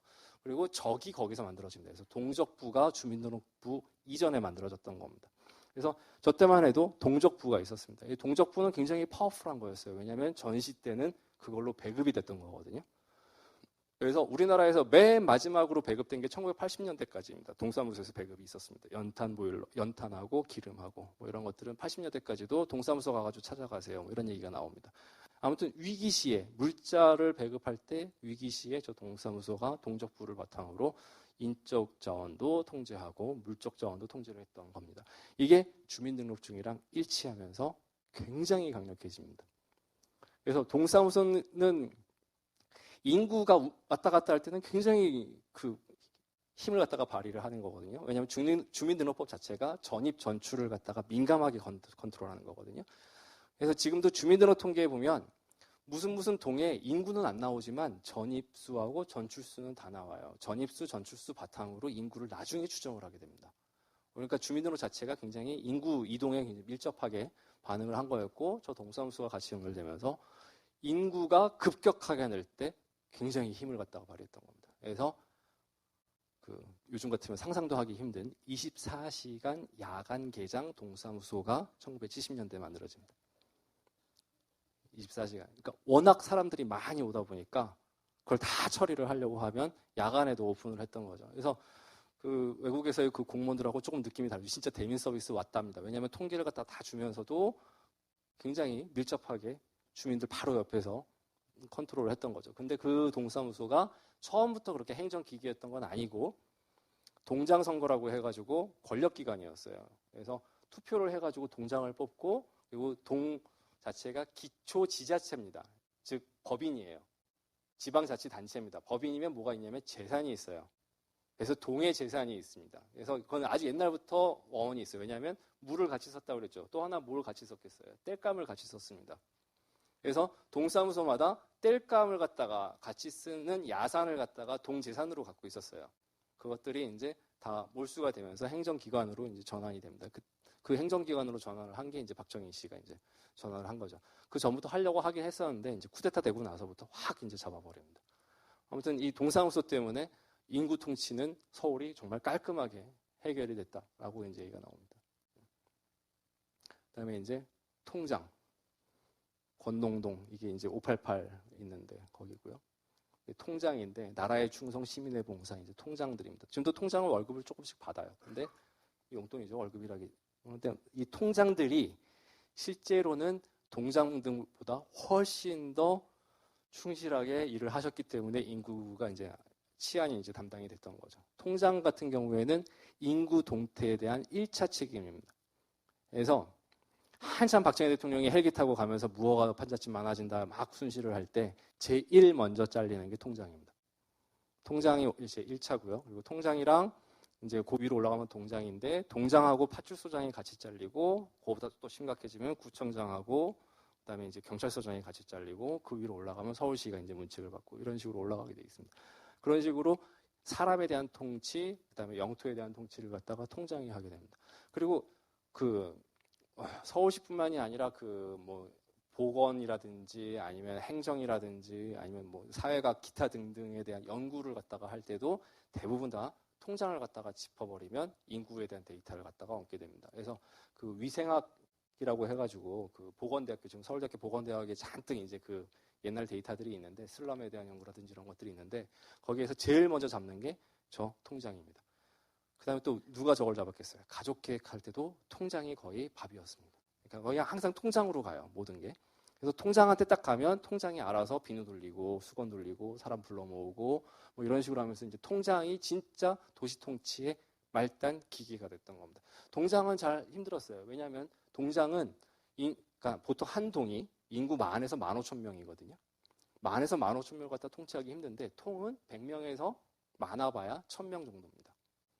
즉 다 페이스 투 페이스가 컨택이 가능한 그런 사람들이 이제 통장이 됐기 때문에 이 사람들이 메인으로 이제 뛰게 됩니다. 그래서 그 유신 말기쯤 되면 통장들이 이리 가라 저리 가라 할 일이 되게 많았고 그 전부터도 할 일이 되게 많았는데 거기에 도시 새마을 운동이 70년대 후반에 등장을 하면서 진짜 할 일이 많으셨던 분들이 이제 이 통장입니다. 이 통장분들이 지금 여기도 앉아 계실지 모르겠는데 통장분들이 결정적으로 다시 재부활하는 시기가 있는데 그게 바로 뭐냐면 재개발 재건축입니다. 옛날 재개발 재건축에서 조합 사인 받으러 다니고 뭐 하고 할 때 이 통장들 라인이 굉장히 이제 파워풀. 옛날 그 하셨던 분들이 워낙 많이 알기 때문에 그리고 옛날 마을 같으면 그 옥인동만 해도 평균 그 주거 연수가 20년이 넘거든요. 그러니까 20년 넘게 활동을 하셨으니까 이제 가락이 있으신 거죠. 이렇게 사람 뿌려가지고 동원하고 뭐 하고 하는. 아무튼 이 통장 분들이 한국 그 도시사에서는 사회 연구할 때는 아주 핵으로 언제나 걸치는 분들 중에 하나입니다. 이게 이제 가족 계획인데 사진이 조금 어둡게 나오긴 했는데 둘만 낳아 잘 기르자라는 걸 보니까 초기는 아니죠. 처음 초기는 셋이었는데 둘 됐다가 둘도 많다 하나다 뭐 이런 식으로 가는 거죠. 근데 이 가족 계획도 지금 생각하면 웃기잖아요. 지금 인구 부족하다고 난리 피는데 저 때만 해도 계속 잡자 이렇게 나오는데 저것도 그 권태환 선생님이라고 서울대학교에 계신 분 입장에서 보면 좀 억울하실 것 같긴 한데 왜냐하면 80년대 중반부터 우리나라가 인구 부족이라는 걸 알리셨어요. 이미 알고 있었어요. 인구학자들은 80년대만 넘어가도 그래서 그 84년도에 그러니까 84년도가 역사적으로 중요한 해입니다. 왜냐하면 농촌에서 청년들을 갖다가 더 이상 흡입하지 못하는 시기가 84년도입니다. 이때쯤 되면 빼올 만큼 다 빼온 겁니다. 농촌은 더 이상 생산 인구가 없는 거예요. 그러니까 시골 가면 다 할아버지밖에 없다라는 게 이제 84년 이후에 이제 보통 나오는 얘기입니다. 그리고 인구 추계로 봤을 때 인구 감소다라는 것도 대충 다 나왔던 겁니다. 근데 왜 저렇게 됐을까? 저게 진짜 이해가 안 되는 거였거든요. 근데 저것도 도시에서 저렇게 새마을 운동 잡고 가족 계획한 거는 70년대 후반입니다. 정확히 말하면 75년 이후입니다. 그래서 주변에서 그 잘 기억해 보세요. 남자분들 그 예비군 가가지고 중절하고 오고 차 와가지고 돌고 이게 몇 년도인가. 아마 모르긴 몰라도 77, 78, 76 요때일 겁니다. 다 애프터 75입니다. 애프터 75. 75년은 굉장히 중요한 해예요. 그러면서 왜 그러냐면 75년도에 갑자기 서울로 인구가 따따블로 오기 시작합니다. 그 뭐 인구 여러 가지 얘기가 있지만 중동 특수가 한 사례였고 그리고 그 인건비 자체가 그러니까 통일벼가 만들어지면서 농촌에서는 이미 농업 유휴 노동력이 굉장히 많아지기 시작하고 농협 중심으로 해가지고 4H 운동이라든지 이런 거 하면서 농업에 대한 기계와 사람에 대한 결합이 어느 정도 완성이 되는 거였고, 그리고 더 이상 인풋 대비, 즉 토지 생산성이 맥시멈을 찍은 게 75년도입니다.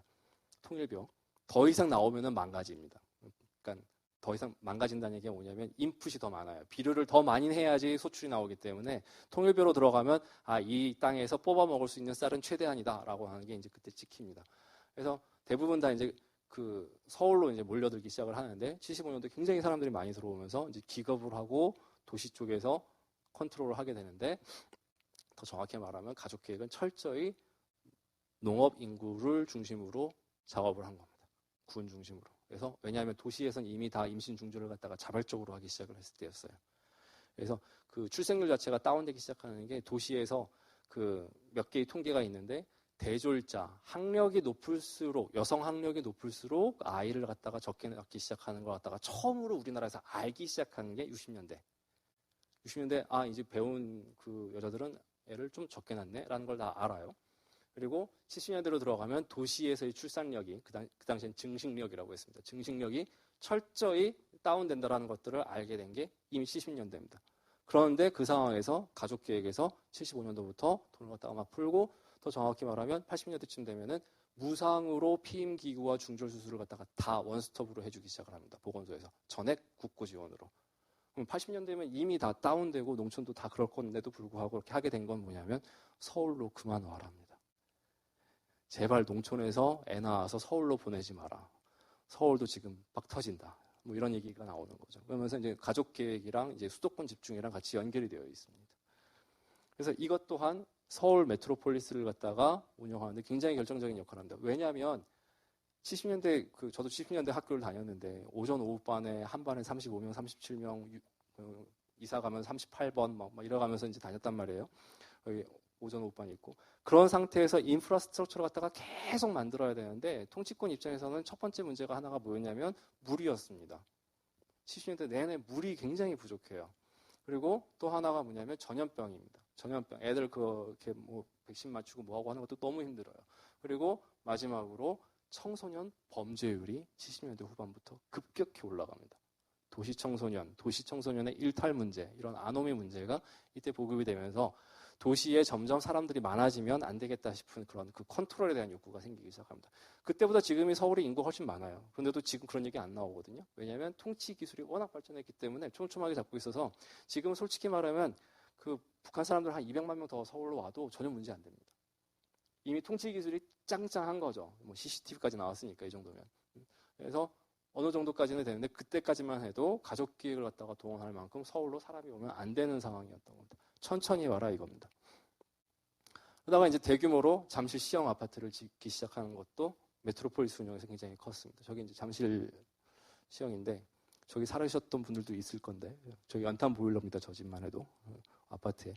근데 저게 그 대규모 공급이 이제 들어가면서 주택 문제에 대한 해결도 슬슬 완성이 되기 시작을 합니다.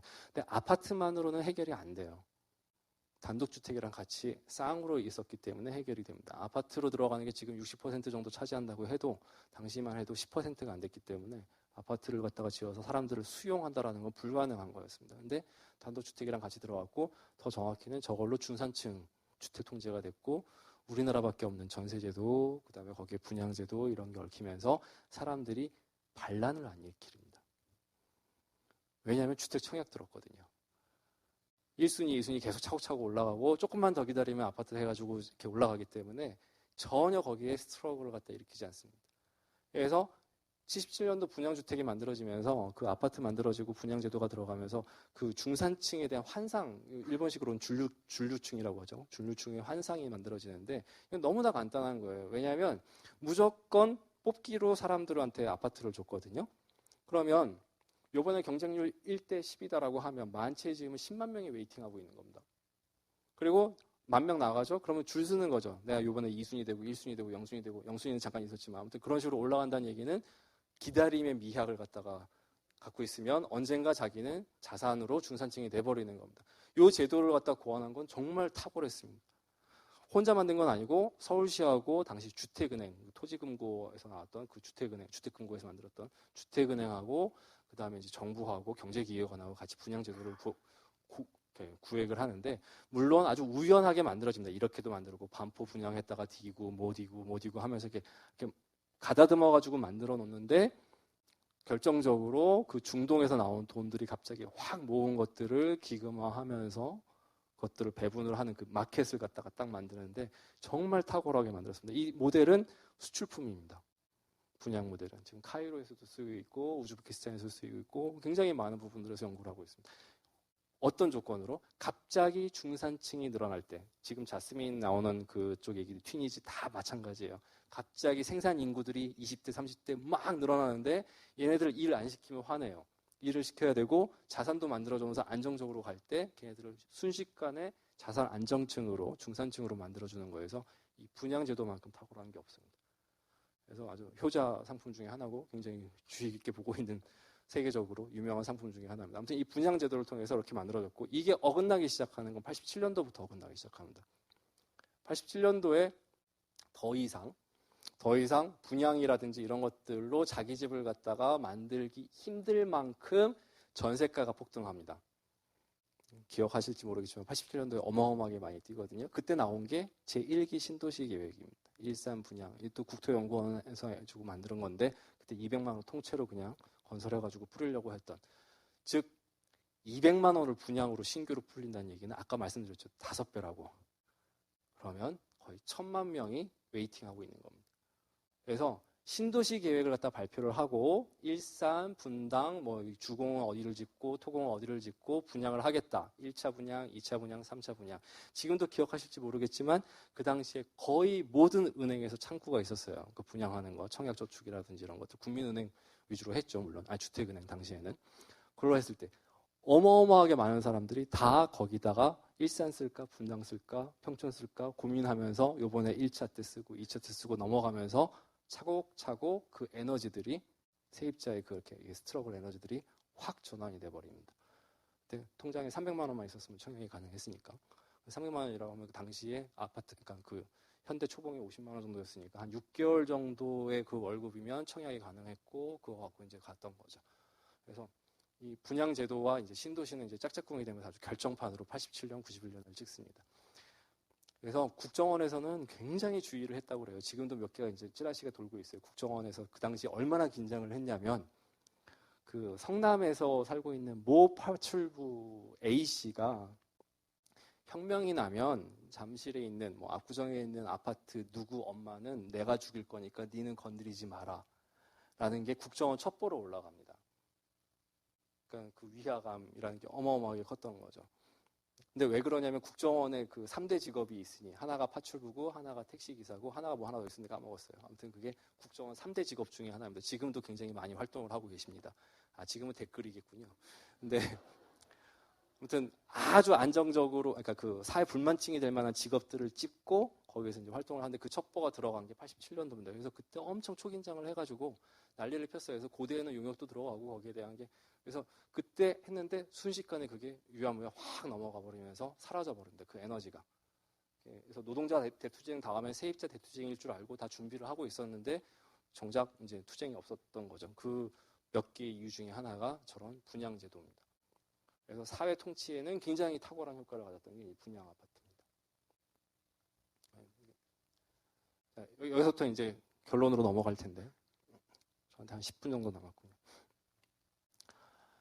1980년대부터 이제 도시 인구입니다. 이건 근데 그 유엔에서 나온 거기 때문에 솔직히 정확하지가 않아요. 그러니까 유엔 통계는 잘 안 믿는데 그래도 대충 흐름은 보입니다. 빠르게 넘어갈 테니까 이제 보세요. 손으로 동영상을 돌리는. 자, 보이셨나요? 이게 2025년입니다. 다시 빼기죠. 네. 당시에는 그 도쿄하고 이쪽만 이제 좀 있다가 대부분은 다 뉴욕하고 서구 쪽에 있다가 지금 메트로폴리탄이 크고 있는 곳들은 하나같이 인도하고 아프리카 쪽입니다. 하나 더. 예. 이게 이제 2025년 프로스펙트입니다. 예상치입니다. 자, 2025년쯤 되면 인구들이 저런 식으로 메트로폴리탄이 분포를 할 거다라고 되어 있는데 이 추계 자체는 솔직히 말하면 믿을 게 못 돼요. 믿을 게 못 되는데 얘네들은 해마다 이것들을 계속 내고 있고 그리고 더 황당한 건 요번에부터 유엔에 들어가 보시면 자기네들 통계가 얼마나 틀렸는지를 보여주는 리포트가 하나 있습니다. 그러니까 인구 추계라는 게 항상 부정확해서 그렇기도 한데 근데 의미는 있는 게 왜 이렇게 추론을 할까 합니다. 그래서 첫 번째로 등장을 하는 게 아까 맨 처음에 봤던 거 세계의 A 생각하시면 돼요. 제국의 중심이다라고 해서 아무튼 돈이 있고 배우지도 있고 군대도 있다. 요 3박자가 들어가면 저 빨간색으로 라인이 들어갈 가능성이 큰 겁니다. 그리고 거기에 하나 더 들어가는 게 푸쿠식으로 들어가면 통치가 그만큼 된다라는 겁니다. 통치의 안정성에 대한 이야기가 있습니다. 그러면 이 정거하고 이거하고 두 개를 갖다 비교를 해보면 뭐가 달라지는지 이제 나오는데 이 정거에는 아프리카만 해도 큰 도시가 지금 굉장히 큰 도시가 자원이 제일 빵빵한 데밖에 없는 겁니다. 지금 저기는 토털, 쉘, 기타 등등의 그 어마어마한 대규모 자본들이 들어가 있는 곳들입니다. 즉 뭐냐면 군대가 제일 많아요. 저희가 군대가 제일 많고 그리고 이 다음 걸로 들어가면 군대가 점점 더 많아진다는 거죠. 그리고 인도하고 중국 또한 마찬가지고 그리고 러시아가 많이 튼다는 게 이제 새로운 아이디어 중에 하나입니다. 그쪽이 더 나을 것이다. 근데 잘못됐어요. 솔직히 말하면 메트로폴리탄은 저렇게 등장하지는 않을 거고요. 그러니까 프랑스에서 예측을 했을 때는 어디에 가장 많아지냐면 이쪽에 많아집니다. 2025년. 2025년도에는 왜 저희가 많아지냐면 북극이 녹는데요. 북극이 녹으면 동아시아는 한참 출렁거릴 겁니다. 왜냐하면 배 타고 홍콩 가는 것보다 배 타고 도쿄 가는 게 더 빨라져요. 유럽에서. 그래서 암스테르담에서 도쿄로 가는 라인이 훨씬 더 싸게 칩니다. 북극만 통과한다면. 예. 그러면 홍콩 쪽은 싱가포르, 홍콩, 그다음에 요즘 잘 나가고 있는 말레이시아, 인도네시아는 확 죽습니다. 수에즈 건너서 와야 되는데 문제가 많았거든요. 왜 문제가 많을까요? 농산물을 못 움직여요. 글로 가면. 적도를 갖다 지나기 때문에. 근데 북쪽으로 오면 와인부터 시작해가지고 아주 깔끔하게 왔다 갔다 합니다. 그리고 훨씬 더 싸요. 단점이 하나 있으니 항로당 1km당 가장 많은 핵무기를 갖다가 옆에다 끼고 오는 겁니다. 양쪽에 알래스카하고 러시아하고 양쪽으로 이렇게 미사일이 다 열려 있는 상태에서 쭉 오는데 군사적인 그 긴장도가 워낙 커서 별로 문제는 안 돼요. 솔직히 말하면 거기서 뭐 사고가 나겠어요. 군사적인 긴장도가 워낙 커서 보험료가 비싸요. 결국은 보험회사들이 책정을 할 때 굉장히 높게 책정을 합니다. 사고라든지 이런 게. 그리고 그 배가 지금까지 만들 수 있는 게, 양산할 수 있는 게 이건 좀 자부심을 가져도 될 만한 건데 현대밖에 없습니다. 북극에 있어서 웬만큼 그 빙하를 맞고 맞아도 될 만한 게 이제 현대입니다. 그래서 왜 그러냐면 이제 러시아하고 현대하고의 그 조선사가 굉장히 깊어요. 아주 옛날부터 이렇게 약간 좀 추운 물에서 많이 배를 왔다 갔다 했기 때문에. 그래서 그쪽이 만약에 뚫리고 나면 동경, 그 다음에 부산 이쪽 라인이 한 라인이 되면서 확 달라지는데 거기에 대한 용역을 갖다가 누가 많이 주고 있냐면 노르웨이 3국이 제일 많이 주고 있습니다. 그래서 거기는 지금 동아시아 메트로폴리탄 북극 기후 변화 이러면 굉장히 관심을 많이 갖고 있습니다. 그래서 그쪽이 많아질 거고 그리고 이 통계에서는 거꾸로 그것들을 가정하지 않고 간 겁니다. 도시를. 그거 하나 깔고 나면 얘기가 또 달라집니다. 왜냐하면 북극 쪽에 만약에 군대도 많고 치안도 유지되고 먹거리도 잘 들어오고 돈도 많으면 당연히 메트로폴리스가 만들어지는 거죠. 거기에 대한 이제 기후 변화라든지 이런 것까지 고려가 되면 훨씬 더 심각하게 이제 고민을 할 만한 겁니다. 맨 마지막 사진이 이제 이건데 이거는 동경이에요. 그 전깃줄이 해악인 도시 하면 서울하고 동경을 갖다가 꼽는데 보통. 근데 10년 전만 해도 저렇지가 않았어요. 비포 사진을 제가 못 구해서 그런데 케이블이 만들어지고 나서 저 짓거리가 됩니다. 그러니까 우리나라 도시에서도 전기줄이 워낙 많아서 거의 케이블 시티 같은 느낌인데 전기줄이 아니라 솔직히 말하면 인터넷선이죠. 인터넷선으로 도시 전체가 다 저렇게 덮여 있습니다. 근데 이게 뭐에 문제가 있는 거냐면 그 도시 연구하는 특히 정치 연구하는 사람들한테는 저 케이블이 얼마나 깔려 있느냐에 따라서 도시의 리스크를 갖다가 책정을 하게 됩니다. 어떤 리스크냐면 케이블이 많이 깔려 있으면 좋아요. 굉장히 좋다고 나와요. 왜냐하면 서버가 그 안에 들어가 있는 경우가 많고, 그리고 서버가 들어가면 세계 경제 입장에서 절대로 폭격을 하지 않는다라고 얘기합니다. 그게 뭐냐면 저거 이제 상하이가 지금은 그 동아시아에서의 허브거든요. 상아시아, 그러니까 미국에서 광케이블 들어가면 일단 도쿄 라인이 있고, 그다음에 상아시아 라인이 있습니다. 그러니까 상하이 라인이 이게 두 가지 라인이 들어가는데, 우리나라는 대부분 다 상하이에서 오든가 도쿄에서 와요. 근데 상하이가 그렇게 허브가 돼버리면 절대로 미군이 폭격을 할 리가 없다는 겁니다. 왜냐하면 인터넷으로 망이 연결이 돼가지고 서버가 거기 들어가 있으면 한 번 치면 그거 회복하는데 들어가는 비용이라든지 이런 것들이 대부분 다 그 미국에서 돈을 대기 때문에 펀딩이 들어가 있기 때문에 자기네들이 피해 볼 것 같다고 전쟁을 안 한다라는 거죠. 그래서 그 얘기가 나오고 나서 주로 얘기가 많이 나오는 게 뭐냐면 광케이블을 갖다가 연결을 해서 어느 도시가 허브가 되고 있느냐에 따라서 투자자가 달라집니다.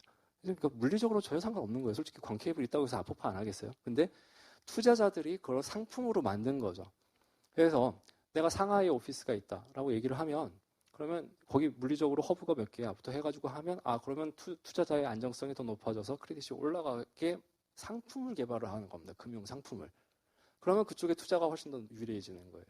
그런 식으로 엄하게 이제 파생 상품으로 만들어지는 경제금융이 왔다 갔다 하면서 실질적으로 물리적으로 케이블이 많은 도시가 올라가는, 도시 성장이 올라가는 그런 현상을 갖다가 보이고 있습니다. 그래서 한국 또한 마찬가지로 이제 광케이블 허브 뭐 이런 얘기를 하면서 계속 들어가는데 자기는 전혀 도움이 안 되는데도 불구하고 계속 깔고 있는 겁니다. 북한으로 가는 거 깔고 못 깔고 이런 식으로. 그래서 이제 이 케이블 시티에 대한 이야기가 굉장히 많아집니다. 이거는 결국은 뭐냐면 네트워킹이 되어 있지 않으면 메트로폴리스가 유지가 되지 않는다. 라는 거에 하나의 그냥 상징적인 사건입니다. 아까 했던 거 세계 A랑 거의 똑같습니다. 한국에 배우지 뭣도 없어요. 돈 많은 것 같긴 하지만 아무튼 대부분 다 외국 돈이에요. 투자자. 군대, 미군이 지켜주고 있어요. 그런데도 불구하고 메트로폴리탄으로 컸어요. 컸던 이유는 정말 냉전이라는 안정적인 질서, 체제 때문에 그렇습니다. 저도 미국은 이때까지 여기를 지켜줬던 거죠. 그 질서 안으로. 뭐 판문점 도끼 만행 사건 이런 거 나올 때마다 미군이 가가지고 해결을 해준다는 거죠. 아무튼 국제 질서 자체가 안정적으로 유지됐기 때문에 가능했다는 겁니다. 그런데 안정적인 그러한 그 팍스 아메리카나나 아니면 팍스 신화나 뭐 이런 것들이 이제 계속 흔들리기 시작하면서 한국은 정말 잘 선택을 해야 되는 게 베이징에 붙을래, 도쿄에 붙을래, 미국에 붙을래. 지금은 별거 아닌 것 같지만 그게 이 메트로폴리탄 성공의 핵심 화두입니다. 미국 쪽으로 들어가느냐 아니면 중국 쪽으로 들어가느냐. 별거 아닌 것 같지만 서울은 중국 쪽으로 굉장히 많이 들어와 있습니다. 이미. 왜냐하면 북한이 미사일 못 쏜다고 그러죠. 왜 못 쏘는지 아시죠 대충. 뭐 일베나 이런 데 많잖아요. 그런 얘기들. 오유에도 나오고. 왜 못 쏴요? 우리나라 서울 쪽에 중국 공산당 간부 자식들이 많아요. 이미 중국화돼 있어가지고 미사일을 쏘면 지금 서울 쪽에 있는 그 왔다 갔다 하는 인구가 지금 한 50만 잡거든요. 중국 사람들이. 50만 중에서 상위 몇 %만 해도 이미 다 한 다리 건너면 북한에 친척이 있고 이런 식인 거예요. 연결이 되어 있어서 아무튼 팍스 신화 쪽으로 많이 붙어 있는 상태다. 그리고 그 광우병, 그러니까 그 듀얼 하는 거죠. IMF 말고 이름 갑자기 생각이 안 나는데 그 무역 자유 협정 FTA 죄송합니다. 갑자기 생각이 안 나요. 그러니까 FTA가 미국 쪽에서 막 나온 것도 그 해가 바로 언제냐면 중국이랑의 규모량이 미국의 규모량을 갖다가 딱 제낀 해에 미국 쪽에서 FTA 그 찬성 협정 해가지고 협상 개시했어요. 바로 그때. 그러니까 이게 그 하나의 경제권에서 여기로 붙을까 저기로 붙을까 이렇게 막 긴장을 하고 있는 거죠. 그래서 그게 닭이 먼저냐 달걀이 먼저냐 할 수도 있는데 아무튼 결과적으로는 우리가 어떤 네트워크 안에 있느냐에 따라서 이게 이제 그 카파가 만들어진다라고 생각을 하시면 됩니다. 그래서 이제 누군가 그 잘못된 정보를 갖다가 노무현 대통령께 잘못 알려준 거였죠. 그래서 우리가 서비스업으로 해서 미국이랑 그걸 해야지만 어떻게 된다라고 이제 이렇게 진단이 된 건데 괜찮은 선택인 것 같기도 해요. 왔다 갔다 하면서 두 개의 경계점에 있는 건 언제나 그 줄타기만 잘한다면 양쪽에 있는 것들을 다 끌고 오기 때문에 좋긴 한데 거기서 제국의 옛날에 그 전통적인 기운으로 따지면 아무튼 중국 쪽에 들어가는 게 훨씬 더 가능성이 높다. 저 찬성은 아닙니다. 아무튼 높다. 가능성은 훨씬 높다. 그래서 일본 또한 마찬가지로 생각을 합니다. 그래서 요즘 나오는 일본 젊은 애들의 소설이나 이런 거 보면 자기의 자식이 중국계에 이제 들어갔는데 정리해고 당하면서 자기 집이 쫄딱 망하는 뭐 이런 일본 사람들이 쓴 소설들이 있어요. 그러니까 그런 감수성들이 점점 많아지고 있는 건 사실입니다. 그리고 또 하나가 뭐냐면 통치성의 문제. 아까 그 3A는 그렇게 해결된다고 치고 통치성의 문제는 통치 기술이 과연 증가하고 있는가? 지금 동사무소 좀 아시면 알겠지만 개판이죠. 그다음에 뭐 지금 신분증 내 주민등록 번호가 왔다 갔다 하는 거 지금 거의 내 주민등록증의 디아스포라가 전 세계입니다 지금. 그러니까 어떻게 통치되는지 전혀 모르죠. 그리고 경찰이 나를 갖다가 컨택하는 거나 아무튼 그런 것들이 점점 더 희박해지는 것도 사실입니다.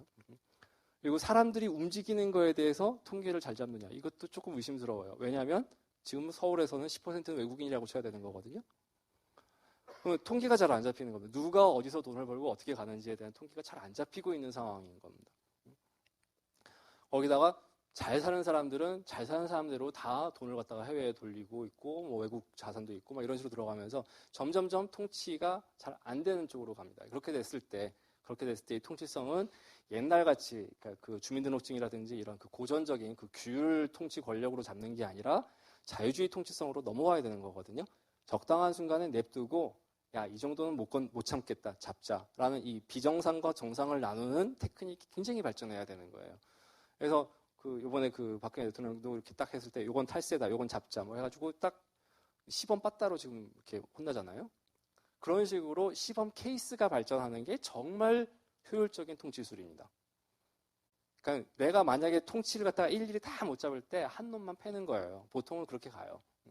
그래서 고전적으로 영토 통치술로 들어갔을 때 지금 이렇게 여러분들이 쭉 있을 때 만약에 학생과 이런 관계라고 치면 똑바로 안 앉아 그러면서 다 치고 들어가는 게 이제 가장 원초적인 그 규율 권력이고 그렇지 않고 나중에 아이고 너 그렇게 하다가 허리 아프다 뭐 이런 식으로 해가지고 놀려가면서 빈정 왔다 갔다 하면서 여기다 동영상 하나 보여주면서 허리 디스크에 대한 위험 막 이런 것들을 막 보여주면서 스스로 고치게 만드는 게 제일 좋은 통치술입니다. 그러니까 손 안 대고 코 푸는 거. 근데 그런 식의 도시 통치술을 갖다가 갖고 있어야 되는데 도시 통치술을 갖고 있으려면 그만큼 지식이 축적해야 되는데 서울에 대한 지식은 가면 갈수록 희박해지고 있다는 게 이제 가장 큰 문제입니다. 그 한 예로 뭐냐면 유럽 쪽에서는 지금 유럽 연합 들어가면서 교통 회계나 이런 그 회계가 개정이 엄청나게 많아지고 있어요. 너무나 간단한 질문들을 합니다. 서울에서 물 얼마큼 마셔? 얼마큼 싸? 전기 얼마큼 써? 교통으로 돈 얼마 써? 이런 것들에 대한 가계부를 갖다 쓰기 시작하는 거죠. 도시 차원에서. 그런 계정들이 들어가는데 서울은 에너지가 여기서 얼마큼 쓰이는지 전혀 몰라요. 전기를 갖다 딱 끊었을 때 서울 사람들이 버틸 수 있는 한계 그런 것도 잘 몰라요. 옛날엔 전시라고 해가지고 다 컨트롤했는데 그것도 잘 안 되고 그리고 전기를 줄이거나 물을 줄이거나 했을 때 얼마만큼 효율적으로 도시를 경영할 건지에 대한 이야기도 점점 줄어들고 있습니다. 왜냐하면 액터들이 많아지니까. 이 액터들이 많아지는 것들을 통치하는 술들이 많아질 경우에는 서울이 좀 올라갑니다. 유엔이나 뭐 프랑스나 뭐 이런 쪽에서 도시 축에 했을 때 서울은 계속 감소하는 걸로 나옵니다. 통치술의 한계 더 이상 버티지를 못하고 이 정도의 한계가 맥시멈이고 새로 이제 신규로 안 들어가는 걸로 그런 그러니까 돈 자체도 그렇고 3A에서 나오는 돈 자체로도 그렇고 컨트롤하는 것도 굉장히 힘들게 나옵니다. 그 중에 대표적인 사례로 등장하는 게 서울에 얼마나 많은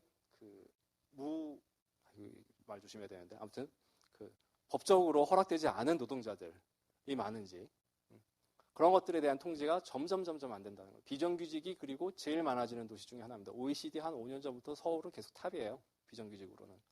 그래서 그런 것들에 대한 컨트롤이 안 되기 때문에 통치 역량이 지금 계속 저하되고 있는 걸로 이제 나오고 있습니다. 그래서 서울이 앞으로 계속 크는 거는 저는 동전의 양면입니다. 하나는 정말 통치술을 세련되게 하던가. 그래서 진짜 통치가 잘 되는 겁니다, 제가.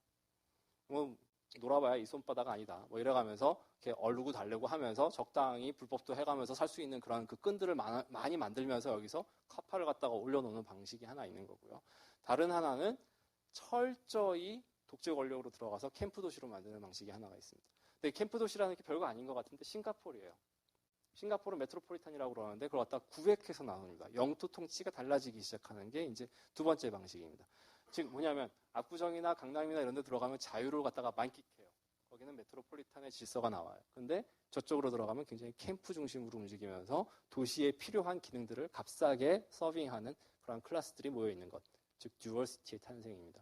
그래서 두바이라든지 아부다비라든지 아니면 뭐 요즘 뜨고 있는 그 제3세계에서 큰 도시들은 대부분 다 이런 듀얼시티로 들어가고, 듀얼시티가 안 좋은 것 같지만 실제로는 인권 문제라든지 이런 것들은 훨씬 좋게 나오기도 해요. 그건 단순히 우리가 이렇게 판단할 수 있는 건 아닙니다. 근데 아무튼 그런 식의 두 가지 모델 중에 하나는 공화주의 모델, 하나는 철저히 캠프 모델. 이 두 모델 중에 하나를 갖다가 친다라고 보시면 됩니다. 거기에 대한 인디케이터가 몇 개 있습니다. 이런 상황들이 실제로 통치술 입장에서 프랙티스가 막 나오는 상황. 첫 번째 상황이 뭐냐면 수업 시간에 제가 많이 썼던 예중 하나인데, 이주 노동자가 나오는 가족 코미디가 나오는 경우. 즉 뭐냐면 우리나라 사람들은 아직 이주 노동자들이랑 길거리에 마주치면서 어떻게 인사할지, 식당에 마주쳤을 때 같이 그러니까 테이블을 갖다 놓고 합상을 하는 방식, 더 심지어 내 집에 이주 노동자가 와서 렌트를 하는 경우에 대해서 계약서를 어떻게 써야 될지, 부동산 문제가 어떻게 나올지, 월세 떼먹고 도망갈 때 내가 어떤 식으로 수호를 갖다가 요청할지, 기타 등등 실제로 살아가면서 법적 컨트롤들을 갖다가 같이 해본 적이 별로 없습니다. 그런 것들이 다 공화주의로 다 컨트롤이 되려면 제일 많이 등장을 하는 게 미디어예요. 미디어에서 먼저 연습을 시킵니다. 그래서 옛날에 뭐 새 남자 새 여자 뭐 이런 것처럼 해가지고 막 이렇게 그 거침없이 하이킥 뭐 이런 하이킥 시리즈나 이런 거에서 외국인들이 등장을 하면서 같이 쇼하고 같이 사는 모습을 갖다가 개그화 시킨다라고 하면, 야, 이거는 심각하구나. 지금 이 상황은 굉장히 많이 섞여 있고 미디어가 같이 움직이지 않으면 사회적으로 통치가 안 되는 순간이구나라고 이제 생각을 하시면 됩니다. 옛날에 영국도 그랬고 프랑스도 그랬고 대부분 다 이 전철로 갑니다. 갔습니다, 이때까지. 그러니까 서울도 만약에 이제 이주 노동자의 문제가 나오면 그런 식으로 가는 것. 두 번째로의 그 징후는 뭐냐면, 조선족 성공 히스토리를 갖다가 만약에 석세스 히스토리로 해가지고 방송국에 나온다. 그러니까 조선족이었는데 올라왔더니 연변족도 있었고 한족도 있었고 뭐 아무튼 뭐 있었는데 아무튼 잘해가지고 내가 가게 하나 냈어요. 뭐 이런 얘기가 나온다. 이게 이제 두 번째 징후입니다. 그게 만약에 미디어상으로 탄다라고 하면 서울 또한 메트로폴리탄으로 좀 움직이는 네트워크화된 이런 게 간다라고 보시면 되고, 세 번째로는 뭐냐면 지역이 생기는 겁니다. 지금 이미 슬슬 나오고 있죠. 그래서 가리봉동 가면 거기는 중국인 마을이야. 그리고 뭐 이태원 저쪽으로 가면 거기는 다 그 중동 뭐 이렇게 모스크 있고 막 이래. 뭐 이런 식으로 들어가는 거 있죠. 그렇게 돼버리고 나면 영토 통치에서의 그 이제 하나의 그 마피아 모델이랑 비슷해요. 그게. 그러니까 나와바리를 갖다 띄워주고 거기서는 네가 알아서 책임져라라고 이제 통치를 갖다가 영토를 이양을 하게 됩니다. 이게 통치권 모델 중에서는 제일 속편한 모델 중에 하나예요. 그래서 가리봉동에 무슨 외국인들이 해가지고 뭐 총싸움도 있고 뭐 칼질도 하고 뭐 거기 사채놀이도 있고 막 문제가 많다라고 누가 이렇게 얘기가 나오면 어느 순간 거기에서 모델을 갖다가 만드는 게 뭐냐면 영토를 하나 띄워주고 가리봉동의 대빵만 찾으면 됩니다. 이주 노동자 찾아서 그 사람 보고 딜을 하는 거죠. 영토 통치를 할 테니까, 너한테 이양을 할 테니까 문제만 일으키지 마라. 노멀 사인은 내가 낸다. 그래가지고 이제 정상 비정상 개입 시점만 서로 딜을 하면, 경찰서장이랑 거기 그 외국인 짱이랑 딜을 하게 되면 거기는 문제없이 통치가 돌아가는 모델. 이게 이제 그 영국에서도 많이 썼던 거고 독일에서도 많이 썼던 모델인데, 아무튼 그런 모델들이 들어가면 메트로폴리탄이 캠프화되고 있구나 라고 생각하시면 됩니다. 그러니까 서울을 통치하는데 몇 개는 갖다가 영역을 갖다 할당을 해서 이제 효율적으로 통치하는 그런 기제가 만들어지는 거죠. 그러니까 그게 이제 세 가지 징후가 있습니다. 이런 세 가지 징후로 봤을 때 아직까지는 안 나왔거든요. 한 10년 전부터 제가 이 강의를 하는데도 불구하고 아직까지는 잘 안 나왔는데, 곧 이게 이제 하나씩 만들어지면서 메트로폴이 될 건지 안 될 건지. 그리고 이제 마지막으로 저는 세계도시 메트로폴리스 서울을 별로 안 좋아합니다. 너무 스트레스가 많아요. 여러분들도 무지하게 스트레스가 많을 겁니다. 거기에 대한 범죄 문제라든지 이런 것들이 상상 초월하기 때문에 외국인 혐오증의 문제가 아니라 다양성이라는 거는 어마어마하게 많은 훈련이 되어 있지 않으면 그것들을 해결하기 힘든데, 세계 메트로폴리스들의 특징들은 이것들을 갖다가 해결하는 노하우들을 하나씩 쌓아놓은 겁니다. 아직 우리나라는 정말 안 쌓아놓은 게 많아요. 심지어 파리는 전 세계 바이러스가 다 모여요. 그러면서도 병자 컨트롤을 할 수 있는 도시입니다. 한국은 안 돼요. 그런 것조차도 병역부터. 이 병은 나 생전 처음 보는 건데 동네 병원에서 모르는 겁니다. 아무튼 그런 것들에 대한, 그러니까 신경 써야 될 층위들이 어마어마하게 많은데 그것들을 갖다가 하나씩 만들어가면서 축적하지 않으면 세계 도시가 된들 문제가 굉장히 많다라고 보면 됩니다. 그래서 기반과 관련된 통치술 자체가 솔직히 말하면 저는 잘 못 믿겠습니다. 이 그 한국의 그 통치술이 워낙 이렇게 MB식 통치술도 이렇게 통용하는 거 보면 더 이제 좌절스러운 건데, 저렇게 비효율적인 통치술이 아무런 제어가 없이, 원래는 총자본이 그걸 갖다가 제어를 해야 되는 거거든요. 너 비싸게 통치하는 거야 임마 그러면서 내려야 되는데 내리지 않고 계속 갔다는 거죠, 그게. 그러니까 그런 것들이 이제 기술이 발전하지 않으면 이제 그 새로운 것들이 왔을 때 굉장히 당혹스러워지거나 비용의 로스가 나오면서 이제 망해가는 그런 길로 가게 되는 거예요. 그래서 어떻게 보면 반은 디스토피아고 반은 유토피아인데 지금까지 워낙 서울에서 잘해왔기 때문에 이때까지 해놨던 주민등록증이라든지 이런 그 인프라스트럭처는 엄청나게 튼튼한 거거든요. 이런 것들의 토대에 있기 때문에 어느 정도는 긍정을 하지만 어느 정도는 굉장히 불안한 요소가 많다라고 이제 생각이 듭니다. 제 강의는 여기까지 하겠습니다. 감사합니다.